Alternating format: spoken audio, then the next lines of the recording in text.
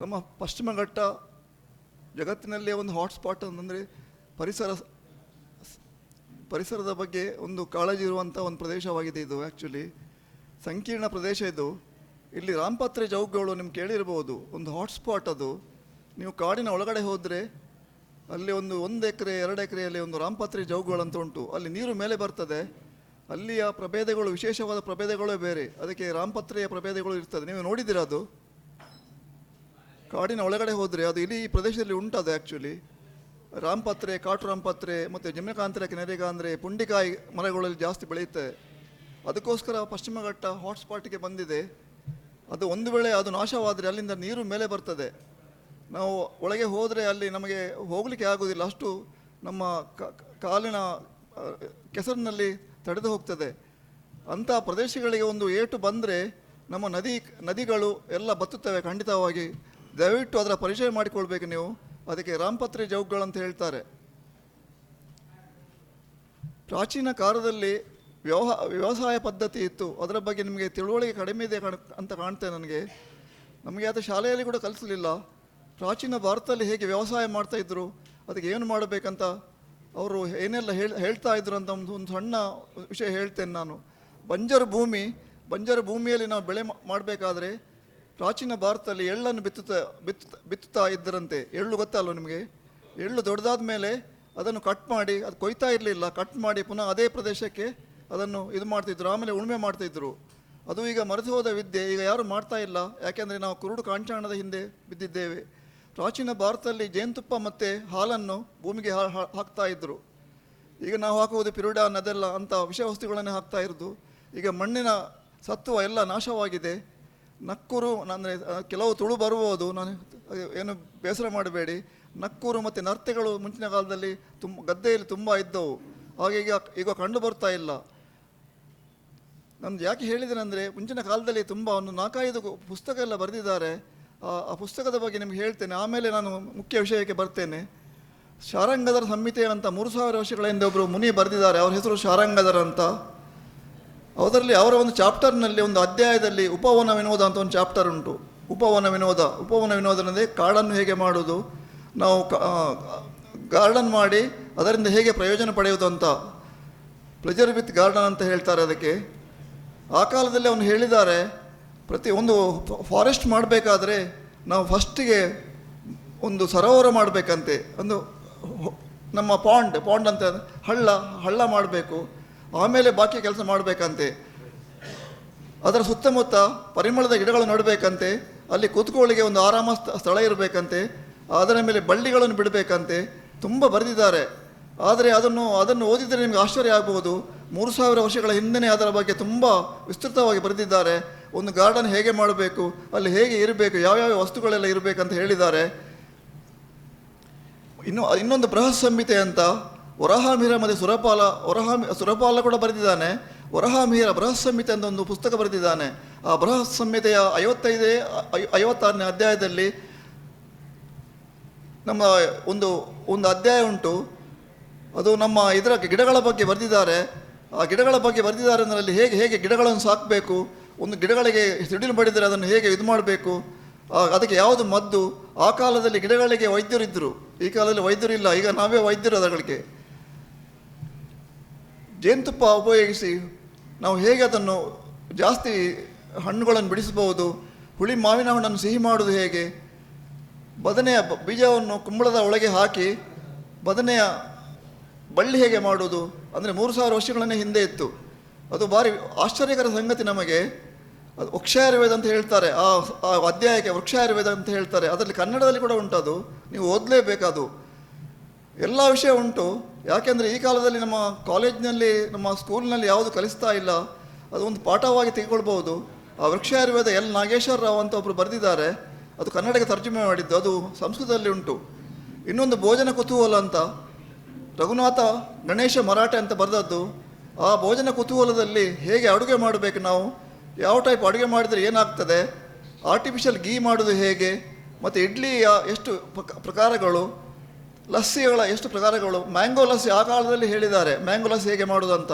ಒಂದು ಹೊಸ ಮಡಿಕೆಗೆ ಕಳಿತ ಮಾವಿನ ಹಣ್ಣನ್ನು ರಸ ತೆಗೆಯಬೇಕಂತೆ. ಆ ರಸ ತೆಗೆದು ಅದು ಮಡಿಕೆಗೆ ಒಳಗೆ ಹಾಕಬೇಕು, ಆಮೇಲೆ ಹಾಲು ಹುಯ್ಬೇಕಂತೆ, ಬಿಸಿ ಹಾಲನ್ನು. ನೆಕ್ಸ್ಟ್ ಡೇ ಅದು ಮ್ಯಾಂಗೋ ಲಸ್ಸಿ ಆಗ್ತದೆ. ಅಂಥ ವಿಷಯಗಳು ನಮ್ಗೆ ಗೊತ್ತೇ ಆಗಲಿಲ್ಲ. ಇಲ್ಲಿ ಇಂಪ್ಲಿಮೆಂಟ್ ಯಾರು ಮಾಡಲಿಲ್ಲ. ಅದು ತುಂಬ ಬರೆದಿದ್ದಾರೆ. ಅದು ಭೀಮಸೇನನ ನಳಪಾಕ ಇರ್ಬೋದು, ನಳನ ಪಾಕ ಇರ್ಬೋದು, ಮತ್ತು ಮಂಗರಸನ ಸೂಪವೈದ್ಯ ಇರ್ಬೋದು, ಸೂಪವಿದ್ಯೆ, ಅದು ಕೂಡ ನಮಗೆ ಗೊತ್ತಾಗಲಿಲ್ಲ. ಯಾಕೆಂದ್ರೆ ನಮಗೆ ಗೊತ್ತಾಗಬೇಕಿತ್ತು ಜನಸಾಮಾನ್ಯರಿಗೆ. ಅಂಥ ಪ್ರಕಾರಗಳು, ಭೋಜನ ಪ್ರಕಾರಗಳು ತುಂಬ ಇತ್ತು. ನಾನು ಯಾಕೆ ಹೇಳಿದ್ದೇನೆ ಅಂದರೆ, ನೀವು ಅಟ್ಲೀಸ್ಟ್ ಅಂಥ ಪುಸ್ತಕಗಳನ್ನು ತರಿಸಿ, ಇಲ್ಲಿ ಲೈಬ್ರರಿ ಇರ್ಬೋದು, ಆ ಲೈಬ್ರರಿಯಲ್ಲಿ ಆ ಪುಸ್ತಕಗಳನ್ನು ತರಿಸಿ ನೀವು ಓದಬೇಕದು. ಮತ್ತೊಂದು ಲೋಕೋಪಕಾರಂ ಅಂತ ಚಾವುಂಡರಾಯ 12th ಸೆಂಚುರಿಯಲ್ಲಿ ಬರೆದದ್ದು. 12ನೇ ಶತಮಾನದಲ್ಲಿ ಲೋಕೋಪಕಾರಂ ಅಂತ, ಅದು ಹಳೆಗನ್ನಡದಲ್ಲಿ ಉಂಟು. ಅದರಲ್ಲಿ ಬಿಳಿ ಹೂವನ್ನು ಕೆಂಪು ಮಾಡೋದು ಹೇಗೆ ಅಂತ ಹೇಳಿದರೆ, ಸಣ್ಣ ಧೂಪ ಎಲ್ಲ ಕೊಟ್ಟು, ಹುಳಿ ಮಾವಿನ ಹಣ್ಣನ್ನು ಹೇಗೆ ಸಿಹಿ ಮಾಡುವುದು, ಆರ್ಟಿಫಿಷಿಯಲ್ ಗೀ ಅಂದರೆ ತುಪ್ಪ ಕೃತಕವಾಗಿ ಹೇಗೆ ತಯಾರಿಸೋದು, ತುಪ್ಪ ಅಂದರೆ ಒಟ್ಟಾರೆ ತುಪ್ಪ ಅಲ್ಲ, ನಮ್ಮ ದೇಹಕ್ಕೆ ಬೇಕಾಗುವಂಥ ತುಪ್ಪ ಹೇಗೆ ತಯಾರು ಮಾಡುವುದು ಅಂತ ಹೇಳಿದ್ದಾರೆ. ಮತ್ತು ಗಂಧಯುಕ್ತಿ ಅಂದರೆ ಹೇಗೆ ಗಂಧಗಳನ್ನು ಮಾಡಬೇಕು, ನೀರನ್ನು ಹೇಗೆ ಶುದ್ಧ ಮಾಡುವುದು, ಇದೆಲ್ಲ ಹೇಳಿದ್ದಾರೆ. ಅದನ್ನು ನೀವು ಲೈಬ್ರರಿಯಲ್ಲಿ ಆದರೆ ನೀವು ತರಿಸಿ, ಪಂಚಾಯತ್ ಉಂಟು ಇಲ್ಲಿ, ಅದಕ್ಕೆಲ್ಲ ಬೇರೆಯೇ ಲೈಬ್ರರಿ ಉಂಟು. ಆ ಲೈಬ್ರರಿಯಲ್ಲಿ ಈ ಪುಸ್ತಕಗಳನ್ನು ತರಿಸಿ ನೀವು ಅದನ್ನು ಓದಬೇಕನ್ನು ನಾನು ನಿಮ್ಮ ಹತ್ರ ವಿನಮ್ರವಾಗಿಯೇ ಕೇಳಿಕೊಳ್ಳುತ್ತೇನೆ. ಇನ್ನು ಮುಖ್ಯ ವಿಷಯಕ್ಕೆ ಬರುವ, ನಮ್ಮ ಪಶ್ಚಿಮ ಘಟ್ಟದಲ್ಲಿ ಒಂದು 4000ರಿಂದ 5000 ಜಾತಿಯ ಗಿಡಮೂಲಿಕೆಗಳು ಇರಬಹುದು. ಜಾಸ್ತಿ ಉಂಟು, ಎಲ್ಲವೂ ಲೆಕ್ಕ ಆಗಲಿಲ್ಲ. ಅದರ ಬಗ್ಗೆ ವಿಸ್ತೃತ ಅಧ್ಯಯನ ಕೂಡ ಆಗಲಿಲ್ಲ. ಅಧ್ಯಯನ ಆಗಿದೆ, ಆದರೆ ಕಡಿಮೆ ಮಟ್ಟದಲ್ಲಿ. ನನ್ನ ಲೆಕ್ಕದಲ್ಲಿ ಒಂದು 20,000 ಅಲ್ಲಿ ಜಾತಿಗಳು ಇರಬಹುದು. ಒಂದು ಜಾತಿ ನೆಕ್ಕರೆ ಅಂತ ಕೇಳಿರ್ಬೋದು, ಮೆಲಸ್ಟೋಮಾ ಮಲಮಾತ್ರಿಕಮ್ ಅಂತ ಹೇಳ್ತಾರೆ. ನೆಕ್ಕರೆ ಕೇಳಿದ್ದೀರಾ? ನೆಕ್ಕರೆ ಗಿಡ ಪರ್ಪಲ್ ಫ್ಲವರ್ ಬರ್ತದೆ, ಅದರ ಹಣ್ಣು ತಿಂದರೆ ಶಾಯಿ ಹಾಗೆ ಆಗ್ತದೆ. ದೊಡ್ಡ ನೆಕ್ಕರೆ ಅಂತ. ಅದರ ರೂಟ್ ಬಾರ್ಕ್ನಲ್ಲಿ ಪಿಂಕ್ ಕಲರ್ ಸಿಗ್ತದೆ. ರೂಟ್ ಅಂದರೆ ಬೇರಿನ ಬಾರ್ಕ್ನಲ್ಲಿ ಪಿಂಕ್ ಕಲರ್ ಸಿಗ್ತದೆ. ಅದಕ್ಕೆ ಒಂದು ವಿಚಿತ್ರವಾದ ಗುಣ ಉಂಟು. ಈ ಮೇಘಾಲಯಲ್ಲಿ ಈ ಕುಣುಬಿ ಟ್ರೈಬಲ್ಸ್ನವರು ಯಾರಾದರೂ ಇಂಟಾಕ್ಸಿಕೇಷನ್ ಅಂದರೆ ಇದು ಕುಡಿದು ಮದ ಏರಿದರೆ ಅವರಿಗೆ ಆ ಮದವನ್ನು ಇಳಿಸಲಿಕ್ಕೆ ಅದನ್ನು ಕೊಡ್ತಾ ಇದ್ರು, 1 ಗ್ಲಾಸ್ ಅದರ ಚಿಗುರನ್ನು. ಅದರ ಹೆಸರು ದೊಡ್ಡ ನೆಕ್ಕರೆ ಅಂತ, ಮೆಲಸ್ಟೋಮಾ ಮಲಮಾತ್ರಿಕಮ್ ಅಂತ ಹೇಳ್ತಾರೆ. ಭಾರಿ ಒಳ್ಳೆಯ ಇದು. ಅದು ಸ್ವಾಭಾವಿಕವಾಗಿ ಎಲ್ಲಿ ಬೆಳೀತದೋ ಅಲ್ಲಿ ಖಂಡಿತವಾಗಿ 30ರಿಂದ 40 ಫೀಟ್ನ ಒಳಗಡೆ ನೀರು ಸಿಗ್ತದೆ ಅಂತ ಒಂದು ವೃಕ್ಷಾಯುರ್ವೇದದಲ್ಲಿ ಹೇಳಿದೆ. ಯಾಕೆಂದರೆ ಇದು ವೃಕ್ಷಗಳ ಬಗ್ಗೆ ಒಂದು ಸಣ್ಣ ವೃಕ್ಷಗಳಲ್ಲ, ಅವುಗಳ ಬಗ್ಗೆ ದೇವತಾ ಭಾವನೆ, ಪೂಜ್ಯ ಭಾವನೆ ಮುಂಚಿನ ಕಾಲದಲ್ಲಿ ಇತ್ತು. ಅವ್ರು ದೇವರ ಹಾಗೆ ನೋಡ್ತಾ ಇದ್ರು. ಒಂದು ವೃಕ್ಷದ ಬಗ್ಗೆ ನಾನು ಸ್ವಲ್ಪ ಹೇಳ್ತೇನೆ. ಅದು ಅತ್ತಿ ಮರ, ಫೈಕಸ್ ರಿಸಿಮೋಸ ಅಂತ ಹೇಳ್ತಾರೆ. ಅತ್ತಿಯಲ್ಲಿ ಲಕ್ಷ್ಮಿ ಮತ್ತು ನರಸಿಂಹನನ್ನು ಇಟ್ಟಿದ್ದಾರೆ. ಯಾಕೆಂದರೆ ಪ್ರಾಚೀನ ಕಾಲದ ಮುಂಚಿನ ಯುಗದಲ್ಲಿ ಹಿರಣ್ಯ ಕಶಿಪು ಮತ್ತು ಯಾರಿಗೆ ನಮ್ಮ ವಿಷ್ಣುವಿಗೆ ಜಗಳ ಆಗ್ತದೆ. ವಿಷ್ಣು ಬೇರೆ ರೂಪದಲ್ಲಿ ಬರ್ತಾನೆ. ಯಾರ ರೂಪದಲ್ಲಿ ಬರ್ತಾನೆ? ಯಾರು? ನರಸಿಂಹನ ರೂಪದಲ್ಲಿ ಬರ್ತಾನೆ. ಅವನನ್ನು ಕೊಲ್ತಾನೆ. ಇವನ ಮೈಯಲ್ಲಿ ಇರುವುದೇ ತುಂಬ ವಿಷ. ಯಾರತ್ತರು? ಹಿರಣ್ಯ ಕಶಿಪುನ ವಿಷ ಮೈಯಲ್ಲಿ ಇರುವುದು ತುಂಬ ವಿಷ. ಇವನಿಗೆ ಜೋರಾಗಿ ಉರಿ ಬರ್ತದೆ ಕೈಗೆ. ಯಾರಿಗೆ? ನರಸಿಂಹನಿಗೆ. ಆಗ ಭೂಲೋಕವೇ ಅಲ್ಲೋಲಕಲ್ಲೋ ಆಗುವಂತೆ ಅವನು ಬೊಬ್ಬೆ ಹೊಡಿತಾನೆ. ಆಗ ದೇವತೆಗಳು ಲಕ್ಷ್ಮಿಗೆ ಹೇಳ್ತಾರೆ, ದಯಮಾಡಿ ನಿಮ್ಮ ಪತಿಯನ್ನು ಸಮಾಧಾನಪಡಿಸು ಅಂತ. ಆಗ ಲಕ್ಷ್ಮಿ ಮಾಡಿದ್ದೇನು ಗೊತ್ತೇ? ಅತ್ತಿಯ ಹಣ್ಣುಗಳಂತಂದು ಅವನ ಕೈಗೆ ಲೇಪಿಸಿದ್ದು. ಅಂದರೆ ನೋಡಿ, ಅದು ಆಯುರ್ವೇದದಲ್ಲಿ ಕೂಡ ಹೇಳಿದೆ, ಅತ್ತಿಯ ಪುರುಷಮನ ಅಂತ. ಅಷ್ಟು ಒಳ್ಳೆಯ ಇದು. ಅತ್ತಿಯ ಎಲೆಯನ್ನು ಕಷಾಯ ಮಾಡಿ ಕುಡಿದರೆ ಬಿಳಿಸೆರಗು ಗುಣ ಆಗ್ತದೆ. ಅತ್ತಿಯ ಬೇರಿನಲ್ಲಿ 1 ಕೊಡಪಾನ ನೀರು ಸಿಗ್ತದೆ. ಕಟ್ ಮಾಡಿಟ್ರೆ, ಇವತ್ತು ರಾತ್ರಿ ಕಟ್ ಮಾಡಿಟ್ರೆ ನಾಳೆ ಬೆಳಿಗ್ಗೆ 1 ಕೊಡಪಾನ ಇರ್ತದೆ ನೀರು. ಅದು ಶುದ್ಧವಾದ ನೀರನ್ನು ಕುಡಿಬಹುದು.